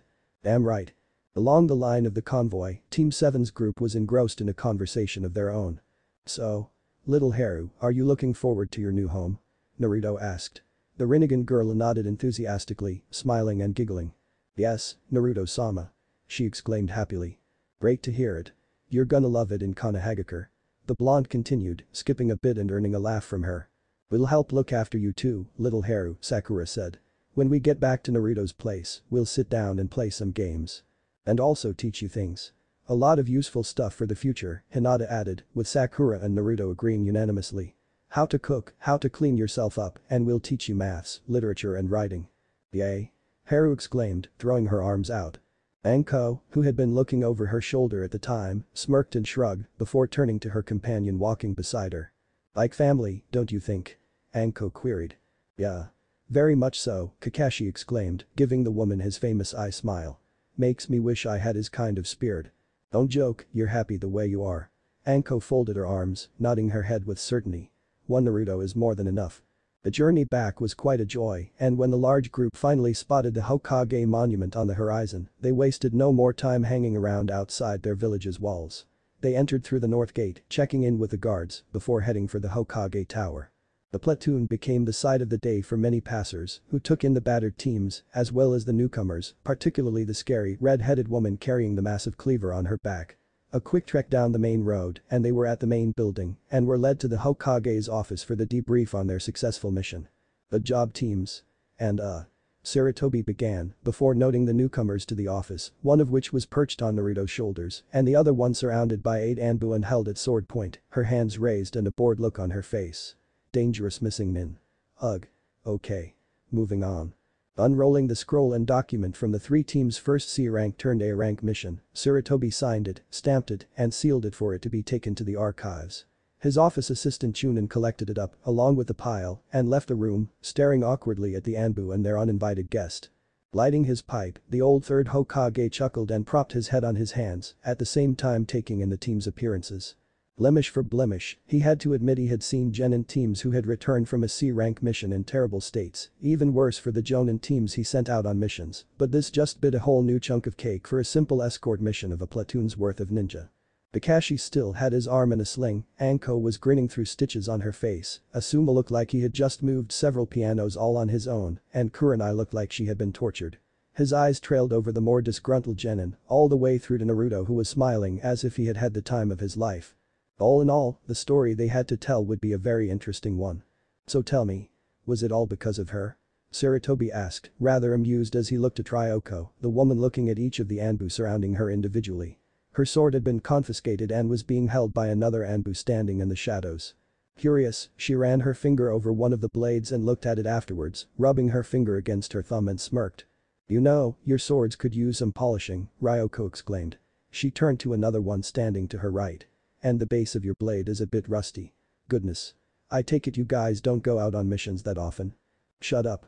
The Anbu Ryoko was addressing growled, the voice surprising the red-head woman. The commotion that was starting had the genin teams and their jonin leaders part away a bit and look behind them, with Sarutobi getting a better view of the young woman in the center of the ring of blades. "Good lord, you're a woman." Ryoko laughed. She caught wind of the purple hair and the Anbu's rather feminine figure. "You know, I'd expect better from the Leafs Anbu, especially the girls on the squads to at least keep their weapons in mint condition. What, are you starting to get a little lazy after graduating?" "You see, this is the problem with a lot of the other villages, you have a whole mass of shinobi that seem tough but aren't and get their asses beat, then you get a handful of other ninja that are just awesome compared to the rest of the shinobi forces and always do well in battle. What's your point?" The woman growled. "I'm just saying. Back in my village, the 7 swordsmen were trained hard to keep their weapons well polished," Ryoko stated. She raised an eyebrow as she looked from one sword to another. "I can't help myself, I'm a swordswoman myself, I just love good quality weapons that are thoroughly cleaned and sharpened, and I hate ones that are just." "Is that ketchup?" Ryoko asked, pointing to the Anbu on her very left, noting a little stain smeared on his blade. The other Anbu spotted it too and seemed to lean in closer to get a better look. That Anbu, from the markings on his mask was Hawk, backed away a bit and rubbed the back of his head, chuckling nervously. "I lost my kitchen knife and used this to cut my sandwich in the morning." "If I may interrupt," the Hokage spoke up, drawing the Anbu and Ryoko's attention to the old man sitting behind the desk. The white-haired man was looking very amused, at the same time a bit agitated, and upon silencing the prisoner and guard, took a puff on his pipe and removed it from his mouth. He nodded towards the red-head woman. "You're Ryoko Takahashi, rogue ninja from the village hidden in the mist, and one of the 7 ninja swordsmen, known as the Siren of the Hidden Mist. Your name gets tossed around a lot in the ninja handbook, but you seemed to drop off of the grid for a while after you left your village. What made you decide to show your face now?" Ryoko smiled and shrugged, folding her arms. "I don't know. Boredom." "I see. Well. By the way you seemed to stride into this village today, I immediately knew that you weren't ushered here as a prisoner, so I assume you were invited along," Sarutobi said, turning and staring at Anko and her team. The other genin teams also glared at them, moving back a bit to emphasize in terms of space on them. The purple-haired jonin shrugged. "Don't look at me, ask him," Anko said, pointing down at her blonde student who was still balancing little hair on his shoulders. Naruto turned towards the old man and grinned while the black-haired girl started playing with his hair and face from where she sat. Sarutobi sighed. "Of course. I'll have everyone in this room know that we had nothing to do with it." Kurenai spoke, with a lot of the genin surrounding her nodding in agreement. "I understand." The third replied, before glancing over at Kakashi, who had his hand in his pocket and really wasn't saying anything. "Anything to add, Kakashi?" "Nope. I'm practically in the same boat as they are," the silver-haired man said, gesturing towards Asuma and the others. The old man sighed and rubbed the space between both his eyes, knowing that he was going to lose all of his hair over this. "Good enough." He waved at the genin and jonin in the room. "Teams 8 and 10 can go, but I need to have a word with Team 7. The other teams bowed, and all of them, including Kurenai, left the room without another word. With Anko, Naruto, Sakura and Hinata being the only ones left in the room, beside Ryoko and the Anbu flanking her, Sarutobi could finally get down to asking questions and receiving straight answers without interruption. "So tell me. Aside from delivering Princess Katsumi safely and completing the mission, not only did you decide to adopt a young girl from a coastal port down on your way there, but you also managed to pick up one of the 7 ninja swordsmen, the second strongest from that group no less, and bring her here with the intention. 2. To enlist her as a ninja of Konoha's forces. Or to have her around as a bodyguard," Naruto said, shrugging. "I thought it was a great idea." "Sure was. Now look at me, I've got the welcome party I've always dreamed of," Ryoko called out sarcastically, obviously making a point towards the surrounding Anbu. She sniffed the air, catching a whiff of something unpleasant, and looked towards the Anbu to her right again. "Someone hasn't showered in a while." The Anbu sweat dropped and whistled quietly to bypass the awkward situation. "Naruto. Did you think this through at all?" Sarutobi asked, trying to hold back a smile at the show of good humor by an enemy of the village. "I thought about it. A lot," Naruto affirmed, folding his arms. "I gave her my word that she could stick with me when she passed the interrogation office's tests, Ibiki owes me one anyway. I also believed that by introducing her to our village that I could encourage the other villagers to take tolerance of outsiders and understanding to heart. Plus I have her word to back me up." He looked back at the girl, who was still having an animated discussion with the Anbu she had addressed about the smell, this time on personal hygiene. When she noticed the whisker-marked boy looking at her, she raised a fist in declaration. The 7 ninja swordsmen always keep their word. When a deal is made, it cannot be broken, the redhead stated. Lovely, Anko exclaimed, throwing her arms out. There you have it. Can we go now? I'm hungry, and it's 2 for 1 at the Dango bar today. In a moment, Sarutobi continued, pointing in the woman's direction. I trust that if anything should happen to any of my ninja in this village, should I let this deal fly, you 4 will be held responsible for it. Now wait just a minute. Sakura yelled. Shush, Pinky, Anko said, pulling her back into formation beside Naruto and Hinata. The woman stepped forward. If my student trusts this woman, then I'll be prepared to accept full responsibility on their behalf. Forget that, I will take full responsibility, Naruto spoke up. She made the deal under my word, it was an agreement between 2 parties. Anko smirked down at him, raising an eyebrow. You're a young kid, you still have your whole life ahead of you. Fine then, it'll be on your heads, you too, Sarutobi said, pointing at the both of them, before glancing down at Naruto. I'll take it easy on you though. What for? Naruto asked, folding his arms. Am I too valuable to the village or an inconvenience to even care?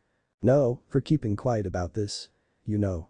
The third whispered, gesturing carefully to make sure the others in the room didn't get it. Right. That thing, Naruto said with a nod and a smile. He thumped his chest and gave the old man a thumbs up. Okay then. Good, then we have an accord, Sarutobi said, looking up towards the Anbu and Anko. Team 7 is dismissed, and I will send the necessary papers to you 4 to fill out, since you obviously have a new roommate. Hang on. 2 new roommates for Naruto. And these 3 have volunteered to help out. Hey, I didn't promise to help out with anything, Anko said, throwing her arms up. All I promised was to train these 3 and look after them. Trust me, I'm no good with kids. No kidding, Sakura mumbled. Anko led into her, brandishing a knife to her cheek and causing the pink-haired girl to stiffen in surprise. What was that, Pinky? And then nothing. Sakura shouted. Hinata giggled at the sight. We should be mindful of our words, Sakura, the Hyuga exclaimed. Get on out of here you 3, Sarutobi said, waving his hand at them, ushering them out. I already have enough work as it is without having to worry about this new debacle. And Anbu can take Ryoko down to Ibiki. Team 7 bowed and began heading out, with Sakura hanging around just a bit as she watched her teammates leave. Hold on a second. Naruto, Ryoko called, as the handful of Anbu began hurrying her out the door. Halfway through, the redhead turned towards the blonde. He looked up at her in question when he reached her. Could you take my sword back to your place, I don't trust these yokels. Naruto turned towards the Anbu holding her sword in the corner, then back towards the 3rd Hokage. The old man smiled and nodded towards the ninja holding onto the weapon. I'll allowed. The masked ninja in black strode over to the blonde and handed him the large sword, with Naruto taking it carefully. At this point, Hinata and Anko looked down at it in interest, noticing the strange gleam and chakra fluctuation it was giving off. Even little Haru had a look at it, gazing at it through her rinnegan, and tilted her head in curiosity when she saw a strange purple energy move through the sword's blade like a bubble. Ryoko chuckled as they looked at it, drawing their attention to her when she began to speak again.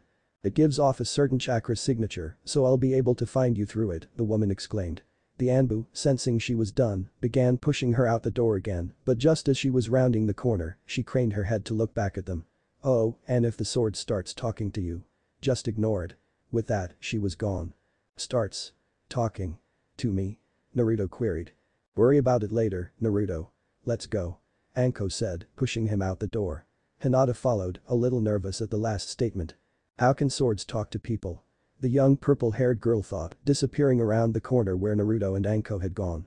But the Hokage and Sakura being the only ones left in the room, gave the young girl free rein to discuss what she had on her mind to the old man. Standing at attention, she turned towards the old man with a stoic look, with Sarutobi locking his eyes onto the only other person left in the room. A few seconds passed before either spoke, since the pink-haired genin was a bit nervous and Sarutobi was just plain confused as to why she was still here.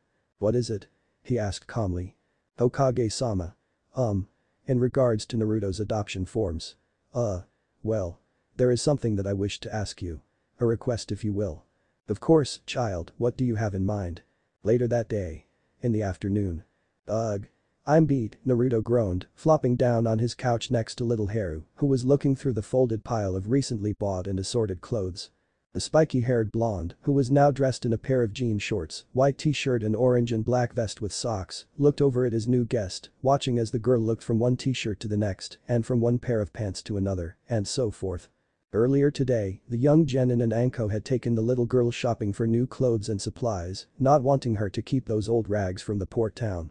The three of them ventured from one store to the next, picking up everything they needed, while endlessly embarrassing Naruto on the side. Well. Anko did most of the teasing, what with the lectures she gave him. The leader of Team 7 felt that her student needed to learn a bit more than just taking care of the child in terms of food, clothing and housekeeping, but also to know about the bare essentials. She took the two youngsters to the chemist's to pick up a number of nameless items the boy did not want to know about, as well as undergarments from the clothing stores. Naruto wished Hinata had accompanied him when he was shopping with his sensei, but she had to go off to deal with other matters elsewhere. Thankfully, by the end of the shopping spree, which emptied much of his wallet for now, Naruto was relieved and out of it. After carrying the bags and groceries back to his apartment, he used his clones to help deposit and organize all of the food in the kitchen, before letting little Haru look through her newly purchased items. "You like your new stuff?" Naruto asked, watching as Haru put a woolen Ishanka hat over her head, with the flaps on the sides falling over her ears. Her black hair masked most of her facial features, covering her right eye while leaving the left exposed. She smiled at the blonde, blushing cutely. "I thought so," the whisker-marked boy replied. Noting the dirt and dust still covering her, Naruto stood up, the girl watching after him. "I think you should have a bath now. It didn't matter much on the mission but now. You're in my home, cleanliness is essential." Offering her a hand, Haru took it, leaving her stuff on the couch as she was led to the back of his apartment. Naruto opened the door to the back garden and led his new guest down to the lawn. Enclosed by a high bamboo fence, with a flower garden circling it on the inside and a simple tool shed against it, Naruto used whatever space was available to set up a rather ingenious bath. Much like the springs, Naruto had set up a large wooden tub on the grass on top of a fire pit, with steps that led up to the top and into it. It was basically a huge boiling pot that the blonde used to take relaxing baths in when he didn't need to go to the hot springs. On days after hard training and he didn't want to go out, he would enjoy a nice, hot soak. Leading the hose over to the tub and rigging it up like a shower head, Naruto quickly began filling up the large basin with water, while at the same time getting some freshly cut planks of wood and tossing it into the pit beneath the bath. Haru watched curiously as the boy lit the fire and filled the bath to a foot beneath its rim. Once finished, the blonde waited for the tub to reach a suitable heated state and ushered Haru over. "Come on. You'll definitely enjoy the soak," Naruto exclaimed. Poking his finger in the hot water, he nodded his head, assured it was perfect for her. Little Haru undressed and with towel in hand, walked up the steps with her adoptive brother's help and slowly stepped in. A few seconds of dipping into the water and testing the temperature, she jumped in and leaning up against the side began to relax. The little girl giggled and splashed the water around a bit, Naruto smiling as she waited around. "Good, eh?" the boy asked. Haru turned and nodded. "Yes. It's nice and warm." "Great," Naruto exclaimed. Creating a shadow clone, he sent it inside to collect some clothes for her and with nothing else to do, sat back and kept watch over Haru as she played around and cleaned herself up. By the time she was done, it was drawing into the late afternoon. Drying off and getting dressed into a large orange t-shirt and a pair of baggy dark blue jean shorts, Naruto took her upstairs to get dinner started, leaving the clones to pack away the bath and drain the water. When they did, he immediately began hurrying around the kitchen making fried rice for tonight, great bowls of it for a great feast, with a side of char siu and Asian-style roast pork. Little Haru helped around a bit with great joy of being in the boy's presence, getting him the necessary utensils he asked for and setting up the table outside of the kitchen area. Since his apartment was so small, the dining room and kitchen were practically the same room. Once done, the two of them got down to eat, with Naruto serving. However, the wafting smell of fried rice and char siu did not go unnoticed, with a clatter of pot sounding an intrusion from the kitchen window. Naruto looked over in surprise, on instinct reaching for a kunai from his pocket. However, when he saw a familiar face, he blinked. "Hey brat. That stuff smells good," Anko exclaimed, sniffing the air. Dressed in a pair of black cargo pants, a pink tube top that stopped at mid-drift, with red letters written on her well-endowed chest area saying "up yours," and wearing red flip-flops with her spiky hair let down, the usual sadistic Jonin was definitely set for casual. The woman locked her lips. I can taste it now." Hopping off of the windowsill, she grabbed a small bowl and chopsticks off of the kitchen desk, marched over to the table, and pulled up a chair next to Haru, all the while the Rinnegan girl and Naruto watched her, either in bewilderment or interest. It was only a matter of lining up the responses. "I love char siu." "Well. Not as much as Dango but." You know what I mean, the woman exclaimed, getting herself a bowl of rice and piling pork onto it. She began gorging on it, turning to see Naruto still staring at her and Hera resuming her meal. The Jonin blinked at her student. What? She asked with a full mouth. Nothing. Nothing. Wow. Naruto replied, waving his hands in front of him. He averted his gaze briefly, rubbing the back of his head, before glancing back at the woman. Out of the corner of his observing gaze, he saw the Jonin grin at him. You've never seen me wearing clothes like this before, have you? Anko asked. Since I'm always wearing my fishnet and trench coat most of the time, you assume that I wear stuff like that 24/7? No. No. No. Naruto hesitated for a moment. Okay. Now that you've pointed it out. I have to admit. I've never seen you in pink before, sensei. Oh? Well. There you go. Anko exclaimed, holding her arms out. Without another word, she dived back into her meal. Smiling and shaking his head, Naruto just sat down in his seat and got himself some rice. However, just as he was about to eat, he heard another clatter by the window and turned around to see Jiraiya sleuthing in. Hey, kid. Man. That smells good. Oh god. Not you too. Naruto groaned, watching as the white-haired old man leapt down onto the kitchen sink and then onto the floor. Whatever happened to having manners and using the door? I think they both killed each other. You know. One of those murder-suicide deals, Jiraiya exclaimed pointedly, rubbing his hands together as he approached the table. Fried rice. Boy did I come on a good day. You know, you make the best fried rice in the entire village. Naruto replied with a small smile. I didn't know you were still in the village, pervy sage. Well, when I heard that your C-rank mission turned into an A-rank mission and that you managed to bag not only a girl with Rinnegan eyes but also one of the 7 ninja swordsmen, I just had to come down and congratulate you, Jiraiya exclaimed, walking over to him and taking a seat beside the blonde. The table was designed for 6 people and already 4 seats were occupied in a span of 5 minutes in an apartment where only one person lived. Congratulations. Thanks a lot, pervy sage. Stop calling me that, Jiraiya quickly said, before glancing towards the girl with the black hair eating her dinner. She was looking at the man with caution, still not being able to trust strangers after her life experiences so far. So. If she's not the second member of the 7 swordsmen of the Hidden Mist, then I'm guessing she's the girl with the Rinnegan eyes. The old man tilted his head as he looked at the girl's exposed eye, noting the telltale rings against the purple sclera, circling the small pupil. His thoughts strayed from knowledge to experiences with the Rinnegan as old memories of his past began to surface. The old man was amazed and curious at the sight of a second pair of the Sage of the Six Paths eyes, with a sense of foreboding also overcoming him. But this doesn't make any sense. Only one pair of Rinnegan are said to have ever existed and these were in the possession of the sage. When I met Nagato, I thought that he was the only incarnation of the legendary sage to ever possess the eyes and that he was the child of prophecy. Then suddenly. She shows up. Jiraiya, cancelling out his thoughts for the time being, smiled at the girl and nodded at her. What's your name? Haru. The old man nodded in response.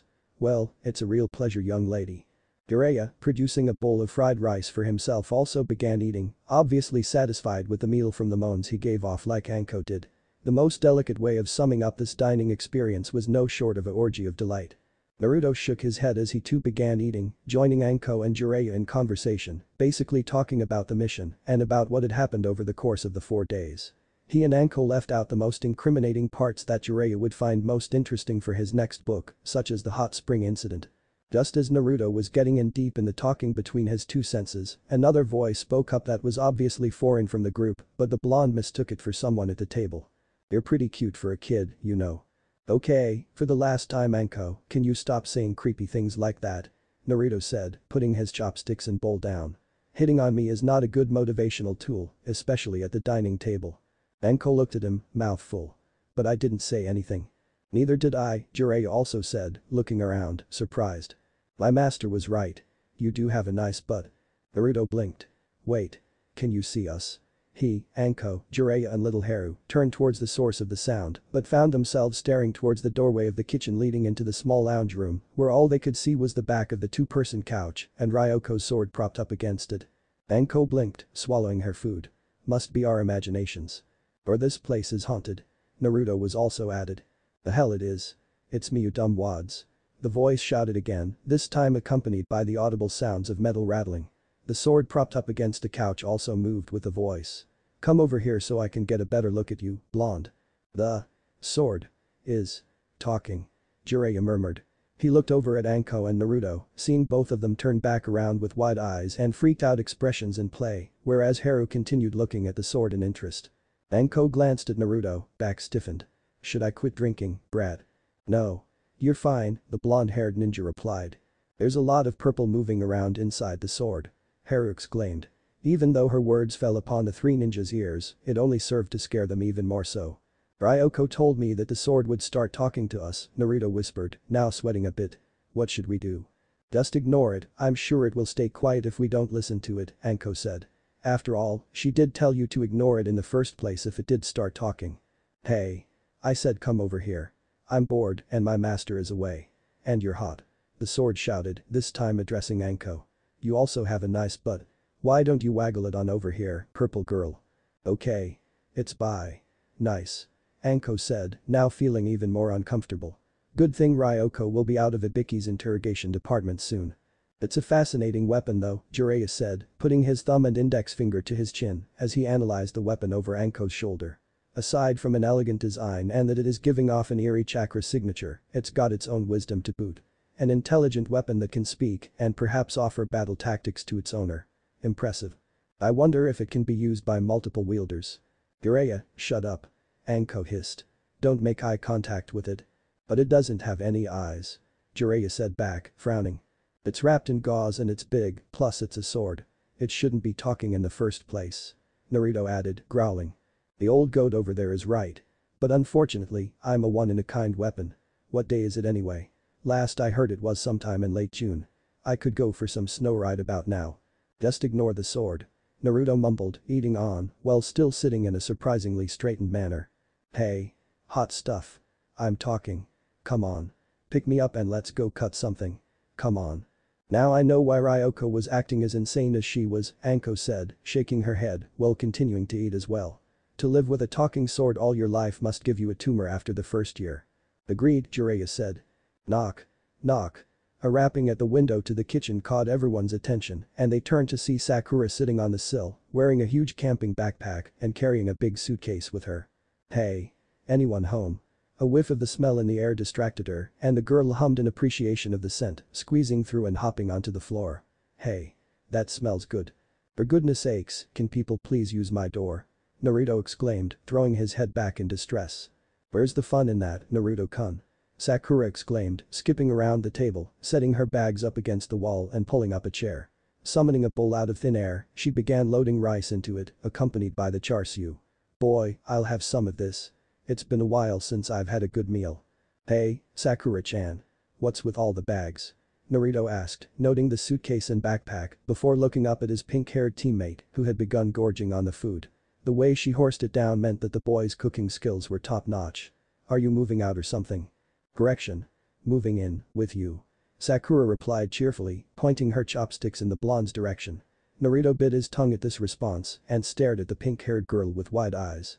Anko set her bowl aside and watched on with a grin, whereas Jiraiya looked at her in interest.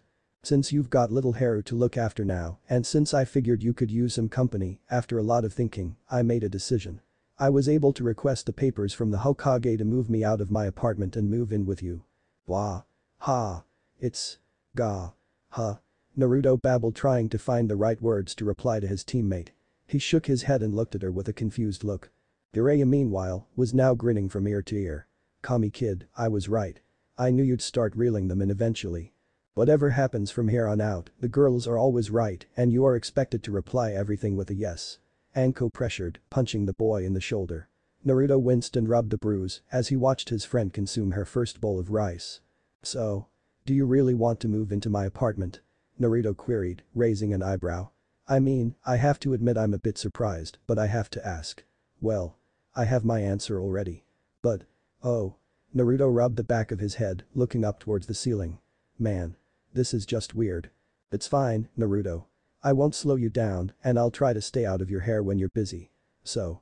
Sakura said, lowering her bowl and looking up at the blonde with a very stern mixed happy face. "As earlier stated, Haru will be sleeping in your bed. So in that case, I'll be sharing it with her. Well, you get the couch. You know, I have a spare mattress." "Okay then, I get to sleep on the spare mattress and you get the couch," Sakura simply stated, returning to her food. Naruto groaned and propped his head on his hand and arm.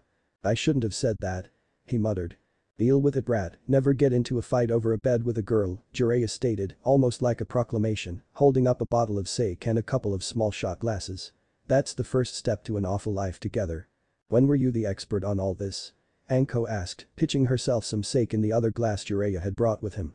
I don't see you and Tsunade romping it all out in a motel room somewhere on the edge of the land of fire. Unfortunately, she and I have had some rather interesting moments together on missions when we were younger that I would not soon to forget, Jiraiya said the last part out slowly, taking a sip from his drink. That frying pan still haunts my nightmares. Not to mention that broomstick handle she used on me and where it went when she caught me peeping on her. Okay, too much information. Sakura said, putting her hands over her ears. Haru copied, giggling in amusement. Go take your icha talk somewhere else. The half an hour into dinner proved to be rather interesting, with Naruto eventually coming to fully accept Sakura into his apartment but was not too pleased at the prospects of sleeping on the couch. But since he doesn't usually sleep that much nowadays, he was pretty content with the idea for now. Anyhow, as the day drew into night and the group was still engrossed in deep conversation, another intruder into the kitchen had everyone turn their heads. Hello. Everyone. The timid voice of Hinata came from the kitchen window. Naruto and everyone watched as the girl clambered down from her perch, suitcase in hand and backpack worn over her usual jumper and attire. Anko snickered. Oh. This night has just gotten more interesting. Seriously? Can people start using my door? Geez. Naruto threw his arms out. Hinata smiled as she stood in the kitchen area, swinging her suitcase a bit from side to side in that shy girl manner as she looked at Naruto. And Naruto-kun. If it isn't too much trouble for you. Well. If it won't upset you or anything, I have decided to. Well. I would like to move in with you. She said outright, blushing fiercely. I mean. I'll understand if you don't want me to. Oh. Geez, Hinata-chan. Heh. Naruto chuckled, rubbing the back of his head. Man, this is getting awkward. Oh, is it ever? Anko exclaimed, sitting back and watching the show. Come on kid, what's your answer? Well. Sure. Why not? Unless Sakura-chan is willing to share a bed with you, Naruto replied. Swing and a miss.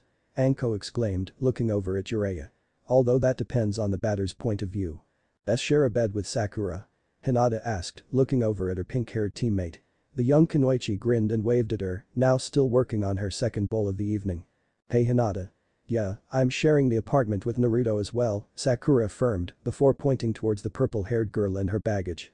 I assume you got the Hokage to help fill out some forms too. The Hyuga girl nodded in response, earning a shrug and a smile from the other girl. That's cool. Hey. Looking forward to spending some more time with you. Me too. Hinata said with a small smile, although inwardly she was a bit disappointed. I wanted to spend some more time alone with my Naruto-kun. Excellent, we have a home run. Anko declared, raising her glass. Good one, Naruto. You've got an awesome pair. Please. Think before you speak, sensei, Naruto said, slapping his forehead and shaking his head. He looked up, watching as Hinata took the last chair and had a seat.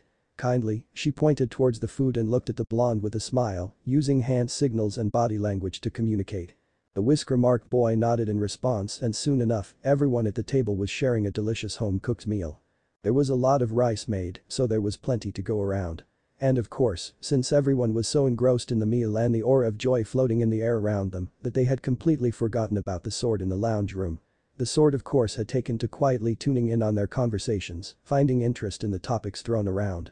Suddenly, rattling at the window sounded the appearance of yet another visitor, and everyone, including a flustered Naruto, looked up to see another familiar face sticking his head in. Kakashi Haddock smiled as he started climbing through. Hey. That smells good. Can I join you? Unexpectedly, an empty bowl of fried rice was hurled through the air and shattered upon hitting the Jonin in the side of the head.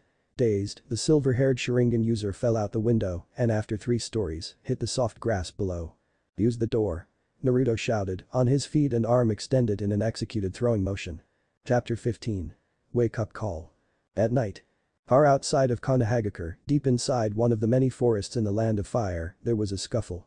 Foreign to the noises of crickets and owls, there were the sounds of clashing metal and flashes of light shooting through the trees as 2 unknown combatants fought it out in the treetops.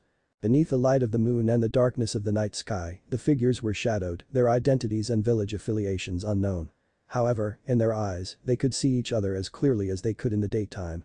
Flashing blades in mid-air, one of the figures was thrown downwards in the grapple, flipping through the air and eventually skidding across a large tree branch on his feet, crouching at the corner where the branch met the trunk.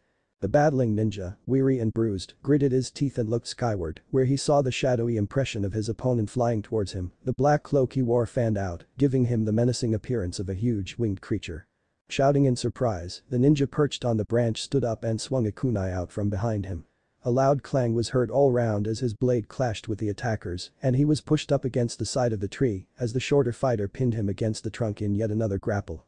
The ninja dressed in white, wearing a strange headwear that resembled some sort of animal, with odd purple markings under his eyes, growled as he pushed the shorter foe back a bit while at the same time glaring hard into his opponent's eyes. Unfortunately, he could not see them, since he wore a hood that overshadowed a plain mask with slits for eyeholes, and half of it white and the other half red. Not to mention most of his opponent's body was covered in a black cloak, with the only thing protruding from under it was his right arm, revealing a weapon he had never seen before. A silver curved blade was sticking out from under his sleeve, with two more blades layered on top of it, like the blade itself extended. It resembled that of a falcon's talon, but much bigger and sharper. Growling, the rogue ninja known as Kajika from the village hidden in the mist, roared and pushed the freelancer ninja back, his strength still being a bit above his opponent's. "What the hell do you want from me, assassin?" The man roared, unable to find any headband or symbol to identify who this person was. The freelancer dressed in black though, did not speak, nor did he emit any growl or murmur. "Are you from the hidden mist? Or are you from Konoha? Speak." Without a response, the figure dressed in black then suddenly vanished, Kajika stumbling forward when his foe suddenly vanished. Growling, he got back into a stance and looked around him wildly, now starting to get pissed at this ninja's way of fighting. He keeps appearing and disappearing. Is he that fast? Or are they clones, or does he teleport? Kajika thought. I'm physically stronger than this guy. But I can't land a hit if he keeps disappearing and using substitutes. A zip through the air caught his attention, and he spun around, just in time to receive a kick to the side of his face, and he was thrown off of the tree branch. He spun and tumbled through the air, back landing against the side of another tree, and him bouncing off it. However, in slow motion, just as he was a foot off of the side of the trunk he flew into, three more of the cloaked ninja he was fighting suddenly flew through the air and kicked him simultaneously in the chest and sent him straight through the tree. With a yell, muffled by the sounds of crashing wood of cascading trees, Kajika was sent straight into the ground, where he rolled and bounced, before coming to a stop at the side of a creek. Coughing up blood, the rogue ninja sat up, using his hands to support him, and craned his head to look up. Above him, he saw what he counted were about 100 clones of his opponent, all perched on branches or hanging off of them. He looked around at the flock, a little psyched that he was facing a person who was not only a professional at this, but was also freaking him out because he wasn't talking at all. "Tommy, damn it. You are so annoying." Kajika shouted, slapping his hands together and performing a large number of quick hand seals. Water style. Water dragon bullet technique. A roar of force and rumbling erupted, and in the blink of an eye, the creek behind him erupted into a high column of water, which quickly shaped and formed into a massive dragon. The water thrashed through the air, mimicking the actual beast's movements, before propelling itself towards the treetops and towards the clones. With a roar from both the dragon and the raging waters itself, the technique crashed headlong into the trees, bashing them about while consuming and knocking about all the clones, which vanished into puffs of smoke. Seeing his technique successful, Kajika laughed, slowly getting to his feet. "Not so fast now, yah. Huh." His eyes caught onto something through the cascading water of his dissipating technique, and dashing through the downpour of water, his opponent appeared, cloak being thrown off of his shoulders. In the blink of an eye, the masked assassin was upon him, and Kajika frowned, responding with a kunai swipe. His opponent ducked under and slid right between his legs. In a quick move, the attacker pushed off of the ground and back flipped over the man, swinging his right hand around for a finishing blow, but was caught off guard when the man spun around and side kicked him in the chest. A strong blow sent the ninja flying and spinning through the air, before crashing into the side of a tree with a loud yelp of pain. Kajika chuckled as he watched the assassin fall to the ground, seriously wounded, and dusted himself off. "Nice moves. You're lucky you're so small. I would have had you right then and there," the missing nin exclaimed, before beginning to walk towards the boy, crossing the drained stream. Behind Kajika, the damage left behind in the wake of his water dragon technique clearly showed, the canopy of the forest torn wide open, and tree trunks littering the forest floor. Approaching the fallen assassin, Kajika continued to gloat, now about 5 meters away. "For a kid, you are quite quick. I know this because I have never met an adult ninja your size and able to take me on. You are strong, I'll give you that." Stopping right above his would-be assailant, who was now struggling to get to his feet, Kajika grinned. He cracked his right fingers as he extended them and held them up towards his downed opponent. Playtime is over now. You're dead. Before he could deal a finishing blow though, a small shadow out of the corner of his eye caught his attention, but he was too slow to respond when a swift massive weight shot through the air and struck him in the side of the head. Staggered, Kajika growled and looked up to see a falcon fly up into the treetops and land on a branch high above. The bird turned and smirked at him loudly. A large gash was drawn on the left side of his face, blood dripping over his left eye. "Pesky pigeon." Kajika growled, drawing a couple of shuriken and preparing to throw them. However, his eyes widened when he heard more movement and turned to see his opponent, surprisingly back on his feet. Reacting quickly, he tossed the shuriken at him instead, only for his masked assassin to leap right over him, flipping in the process. A lab sailing over Kajika's head as he was leaning in a throwing motion, the boy brought his right hand up and, holding out his trigger and middle finger, struck out, hitting the spine where it connects to the head through Kajika's hood. Kajika seemed to stiffen at the quick jab blow and coughing up saliva in response to the sudden paralysis shock to his body, keeled over forward, hitting the tree in front of him before slumping to the ground. His assassin landed behind his fallen body, turned towards him and walked over. Tilting his head, the masked attacker put his foot under the sprawled-out body and rolled him over onto his front, glaring into the stunned face of his opponent, his body jerking and trembling. What? What did you do? Do to me?" The small figure, wearing the black jacket with a fur collar with a hood over his masked face, shrugged a bit before reaching up and removing his mask. Tossing back the hood revealing spiky blonde hair, Naruto decided to show his face before finishing off his opponent. He glared down at the stunned Kajika. "Saisui Hiku, the one-finger kill technique," he said, his cold blue eyes flashing in the night, showing his serious streak. That familiar fallen look his friends had glimpsed every now and again had come back into play for this secret mission. The Kai to the Karaku is rerouted to the cerebral cortex in Viola. Dead in 10 days. "Why you brat?" Kajika growled. "Catching me? Off guard? Like that? You should count yourself lucky. I'm going to give you a merciful death," Naruto replied harshly. "Your lackeys are dead and I collected their weapons as souvenirs. Now, all who I have left to deal with is you. But before I do, I want information." "About what?" "I'm looking for Akatsuki members, the people who are looking for hosts and sealing them away for some unknown purpose," Naruto stated. "I know this because 2 men came looking for me specifically for that purpose, one by the name of Itachi Uchiha and the other Kisame Hashigaki. Kajika, you are a former ninja of the village hidden in the mist, so you should know the man named Kisame Hashigaki." Kajika glared up at the blonde as best as he could, sweat pouring down his face as he tried to remain conscious, the welling pain starting from the point of the boy's attack spreading and growing. "Why you? I want to know. Where that piece of tea trash is hiding. Do you?" The man choked up. Naruto nodded, bringing his right arm up. With a quick flick of his wrist, his straight hidden blade appeared, flashing in the moonlight able to break in through the huge hole in the forest canopy. At this point, the water to the stream began flowing once again, the trickling of water blending in with the returning sound of crickets and the light wind.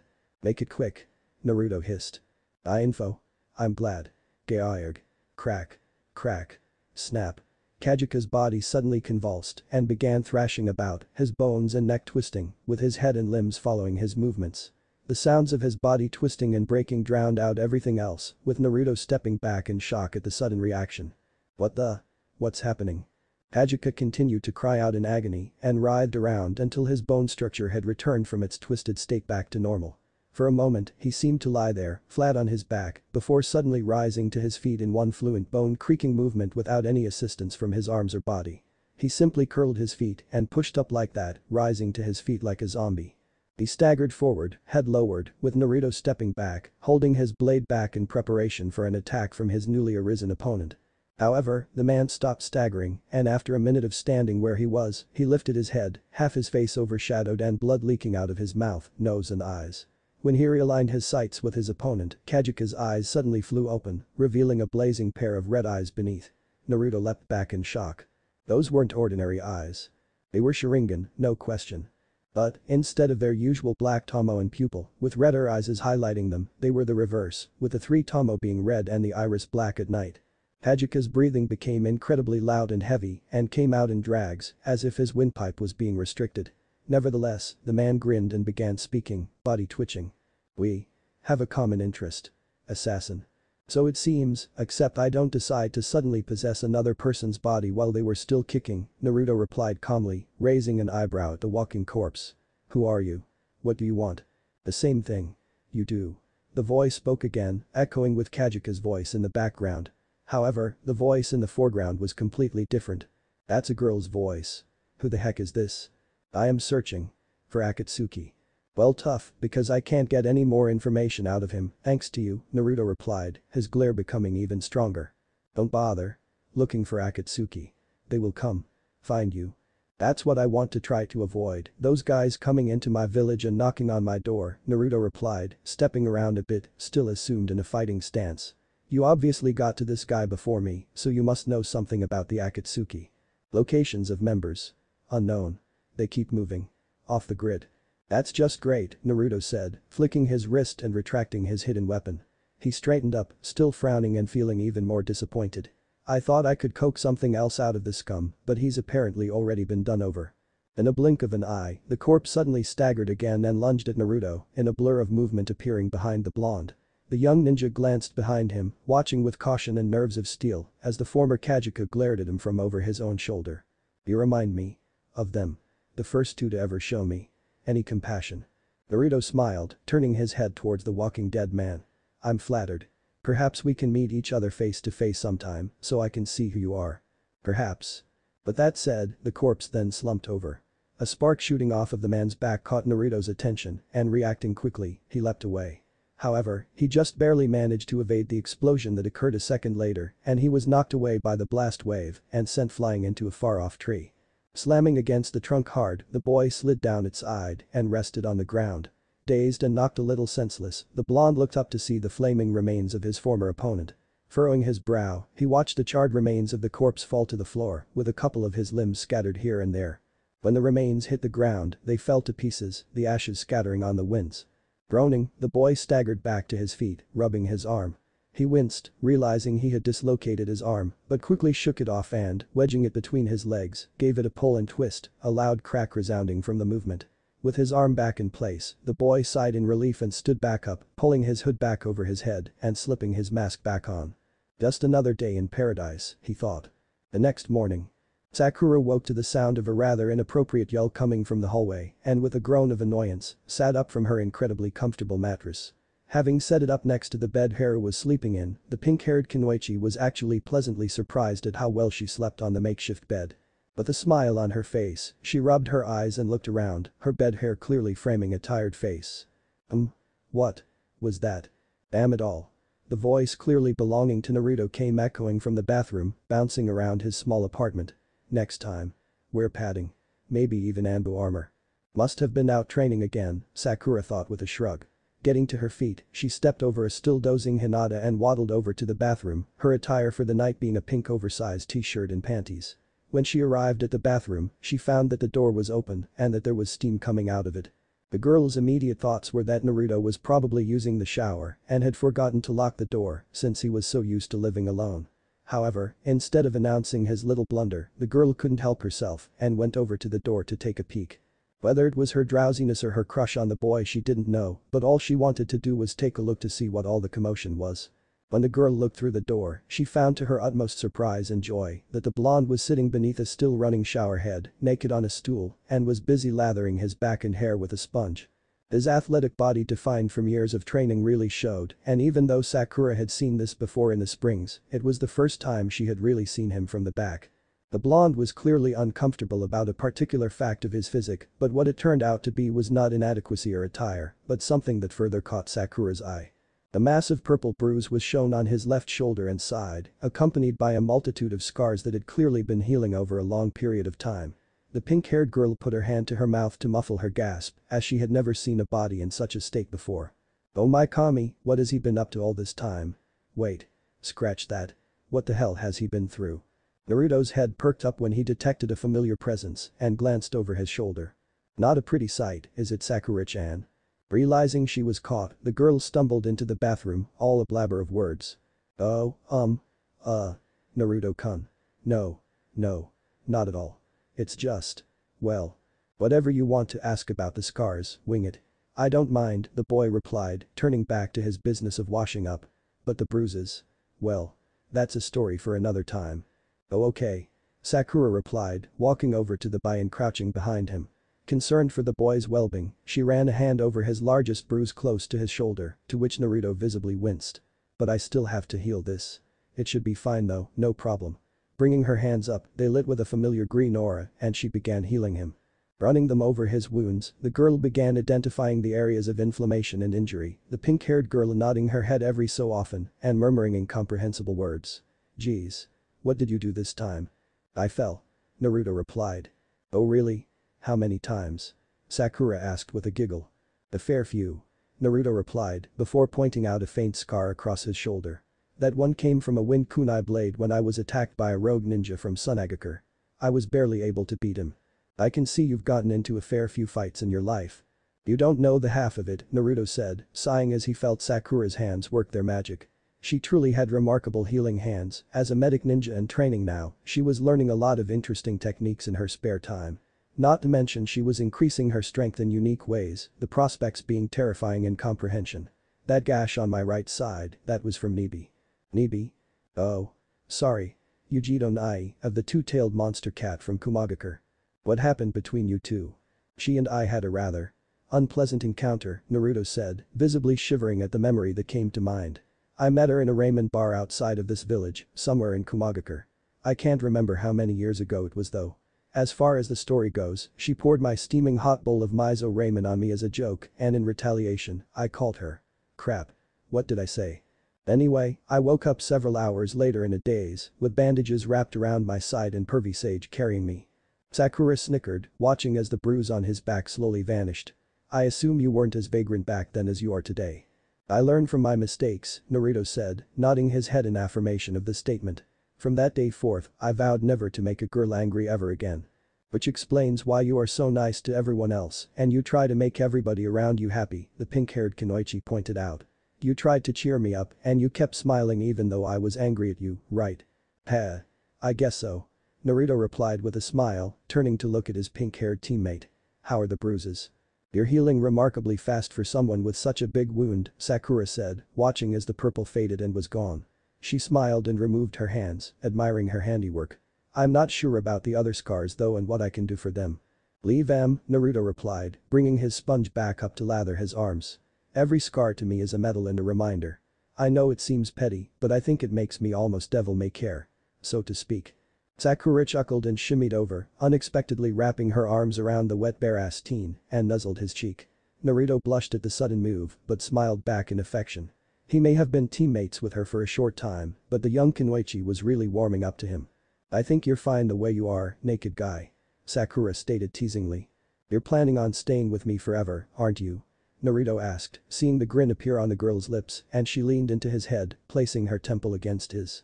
Perhaps. But it all depends on your proposal. Oh, what a sweet, touchy moment.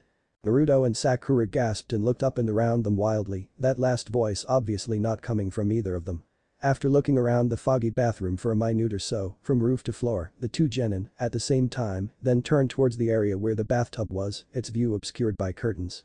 Not hesitating in the least, both of them reached out and ripped the curtains to the side. Much to Sakura's surprise and Naruto's embarrassment, the pair found Ryoko lying in the tub with a sly smirk on her face, but ultimately gazing at them with tired eyes. The way she looked and how ruffled up she was in her laid-back position, the two youngsters could only come to one conclusion. Hey, Naruto-chan. Ryoko exclaimed in her usual greeting to the boy. The spiky-haired blonde raised an eyebrow. What the heck are you doing in my tub? Oh. Porcelain keeps my clothes from wrinkling, Ryoko replied, pointing out her obvious sleeping garments. Amusingly enough, she went to sleep in a pink nightgown with a white frilly collar, red hearts patterned all over it, and her hair let down. Compared to her usual badass appearance, she looked pretty strange in her nightwear. Wait. You were sleeping in my bathtub the whole night? Ryoko nodded. You bet your fine ass I did. But. Why? Sakura asked, now very amused and very concerned. Ryoko snickered and then put up a very cute, very disturbing face that was her equivalent of adorable. Well. The first bed was too hard and the second bed was too soft. Ryoko spoke in a very whiny voice. Please stop. Naruto groaned, lowering his head in distress. Ryoko laughed, at the same time checking out the naked person sitting in front of her, with the pink-haired girl still attached to him. The red-headed swordswoman smirked and shook her head. You know, you two are really something else, she exclaimed, rubbing the back of her head. You should see us when we're fully dressed. Naruto replied. "Or naked?" Sakura exclaimed, playfully nibbling Naruto's ear, causing him to squeak in surprise. Ryoko sighed and laid back a bit, smiling at the ceiling. "I wish I had a life like you two have now," Ryoko stated quietly, reminiscing about her past back in Kurigakure. Out of most of her life, she could only find sadness, depression, anger and loneliness, with only a few moments in her life where she felt truly happy, not from any intended action, but through unintended moments of peace. There was the time when she inherited her sword, when she was given the honor of being one of the 7 ninja swordsmen, and then there was her birthday when she was able to find a nice quiet spot atop of one of Kurigakure's many mountains and just gaze across the horizon, watching the sunrise in the distance. Naruto and Sakura looked at her as she stared blankly at the ceiling, wondering what she was thinking. Of course, the blonde was no stranger to a bad history, a history which may be comparable to the redhead's own past. He understood very much the look written on Ryoko's face, but chose not to act on his own thoughts. Instead, the three of them remained quiet, the shower still running next to them. About a minute later, Ryoko smirked and peeked over at the blonde, her gaze running him up and down for a few seconds before a wide grin spread across her lips. "I may be the youngest of the 7 ninja swordsmen, Brad. But I know a big package when I see one," Ryoko exclaimed, licking her lips. Naruto, blushing to the roots of his hair, folded his legs and tried to cover up his shame. As best as he could. Sakura giggled and tried to take a look, but failed when the blonde managed to pick up a towel and cover himself. Getting to his feet, he turned off the shower taps and glared over at Ryoko, who was still smiling smugly at him, albeit a red face. "Why are you really sleeping in my tub, anyway? My couch has vacant space available." The red-headed swordswoman snorted and pointed out the bathroom and down the hall. "Go see for yourself." Raising eyebrows at each other, Naruto and Sakura left the bathroom side by side and headed for the lounge room. When they got there, they were able to identify the source of the couch problem. Apparently, Team 7 Sensei was a little too full, exhausted and couldn't be stuffed going home last night and had instead decided to crash in Naruto's living room. Anko Mitarashi was sleeping awkwardly across the couch, covered in a blanket, and the clothes she was wearing were thrown everywhere, including her bra. The pair were easily amused by their sprawled-out sensei, but were a little uncomfortable about the fact she was sleeping naked on the living room's main seat. Yonan mumbled in her sleep, drooling as she moved around. Dango. Hey. Give it. Back. Laverne. Flying monkeys. Were some of the incoherent words falling off of her tongue. All the while she seemed to toss and turn a little, which was quite a hilarious sight. Naruto snickered, whereas Sakura locked both hands over her mouth to keep herself from laughing. "There you go," said a now fully dressed Ryoko, wearing her kimo pants, turtleneck, scarf and socks, with her hair once again done up. Arms folded, she propped herself up against a doorframe and watched as the towel-clad Naruto and still freshly awoken Sakura tried to wake their sensei up. Out like a light. Yet still managing to flicker. Does she usually sleep naked? Naruto wondered, poking his teacher in the cheek but pulling back when her head turned and tried to bite it off. Well. At least her reflexes when she's unconscious are still good. "She must have been drinking again," Sakura said, pointing out the 2 empty bottles of sake on the coffee table and the 100 sticks of dango sticking into the surface next to them and Anko's t-shirt. Artistically, the purple-haired woman had arranged the sticks so that when you looked at them from above, formed the hidden leaf symbol on the headband. Sakura tilted her head at the artwork and nodded her head, impressed. "She's practically you in a nutshell," Sakura, turning back towards Naruto. A few more persuasive pokes to the face from Naruto, Sakura and even Ryoko roused Anko from her sleep. The purple-haired woman woke up, groggily looking around first before yawning. Rubbing her dry eyes out, she looked up at her 2 students and then up at the red-headed swordswoman on the other side of the couch, who was admiring the woman's bare upper body. "Morning all." The snake mistress exclaimed while stretching and thrusting her chest out. "I trust we all had a good night's sleep." "Apparently you did, sensei," Sakura commented, shaking her head as the woman got up, not at all fussed about her partial nudity. Naruto on the other hand turned and left intent on getting himself dressed. "You sure can hold your liquor." "It's training." Anko exclaimed, sitting back down on the couch and rubbing the back of her head. "For what?" "A birthday bash where people will be having a drinking competition to commemorate a late friend, pet or significant other." Ryoko chuckled. "Nope. It's to up my alcohol endurance level in preparation for the highly unlikely case that an enemy ninja might capture me and put me into a drunken state of mind to get information out of me. And yes. Maybe to win my next drinking game against Ibiki and his buddies the next upcoming get-together," Anko replied, putting her bra back on. By the time she got her tube top back on, Ryoko was smirking at the woman, rubbing her hands together deviously. "Hey. Maybe I can come along and help you put your friends into that comatose state also known as Happy Land." Ryoko exclaimed. Out of the 7 swordsmen. I was drinking champion 17 times running. Enko looked up at the redhead, smirking. You think you can take me? Absolutely. Alright then, you're on. Jonin replied, shaking hands with the swordswoman. The rest of the morning was spent cleaning up from last night and making breakfast. Since Naruto made dinner, it was someone else's turn to make breakfast. Since it was Anko who busted into the home first, she decided to treat them to some fried eggs on toast with scrambled eggs.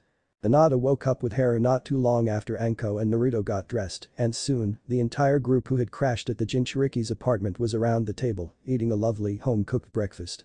While they were eating, Ryoko showed off the photograph of the 7 ninja swordsmen of the Hidden Mist from the copy of the ninja handbook she carried around with her to the genin sitting around the table. Of course, since Hinata was sitting next to her, with Haru on her other side, the two of them became very curious and leaned in to get a better look.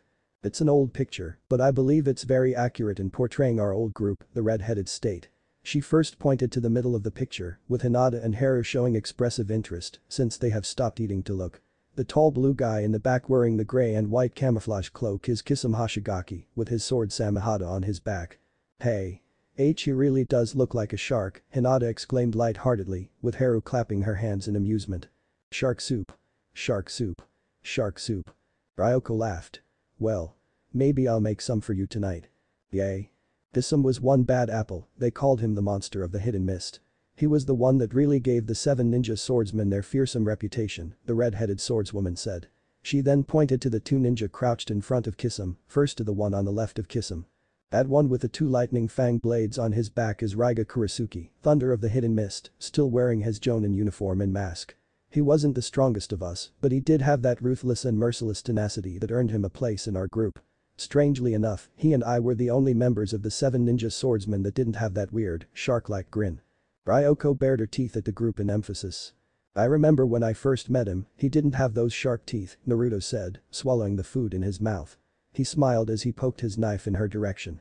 Was that picture made before or after he began carrying Ranmaru on his back? Oh. He left the moment he picked the boy up from that village, so it was before, Ryoko stated. She then placed her hand on her chin and thought, looking up in clear body language mind searching. How's Ranmaru anyway? He's doing great, Naruto replied, going back to his food. He's actually an apprentice now, learning how to make curry. Now that's a great career choice, Sakura exclaimed from her side of the table next to Anko, who was stuffing her face with her fried egg sandwich. I'm sure he'll be happy doing that. Anyway, Ryoko continued, tearing everyone's attention back to her cooking. She turned it around so that it faced everyone and pointed towards the other man crouching beside Raiga on Kisame's right side. That guy with his head bowed and hair tied back into a ponytail, that's Korea, Hurricane of the Hidden Mist.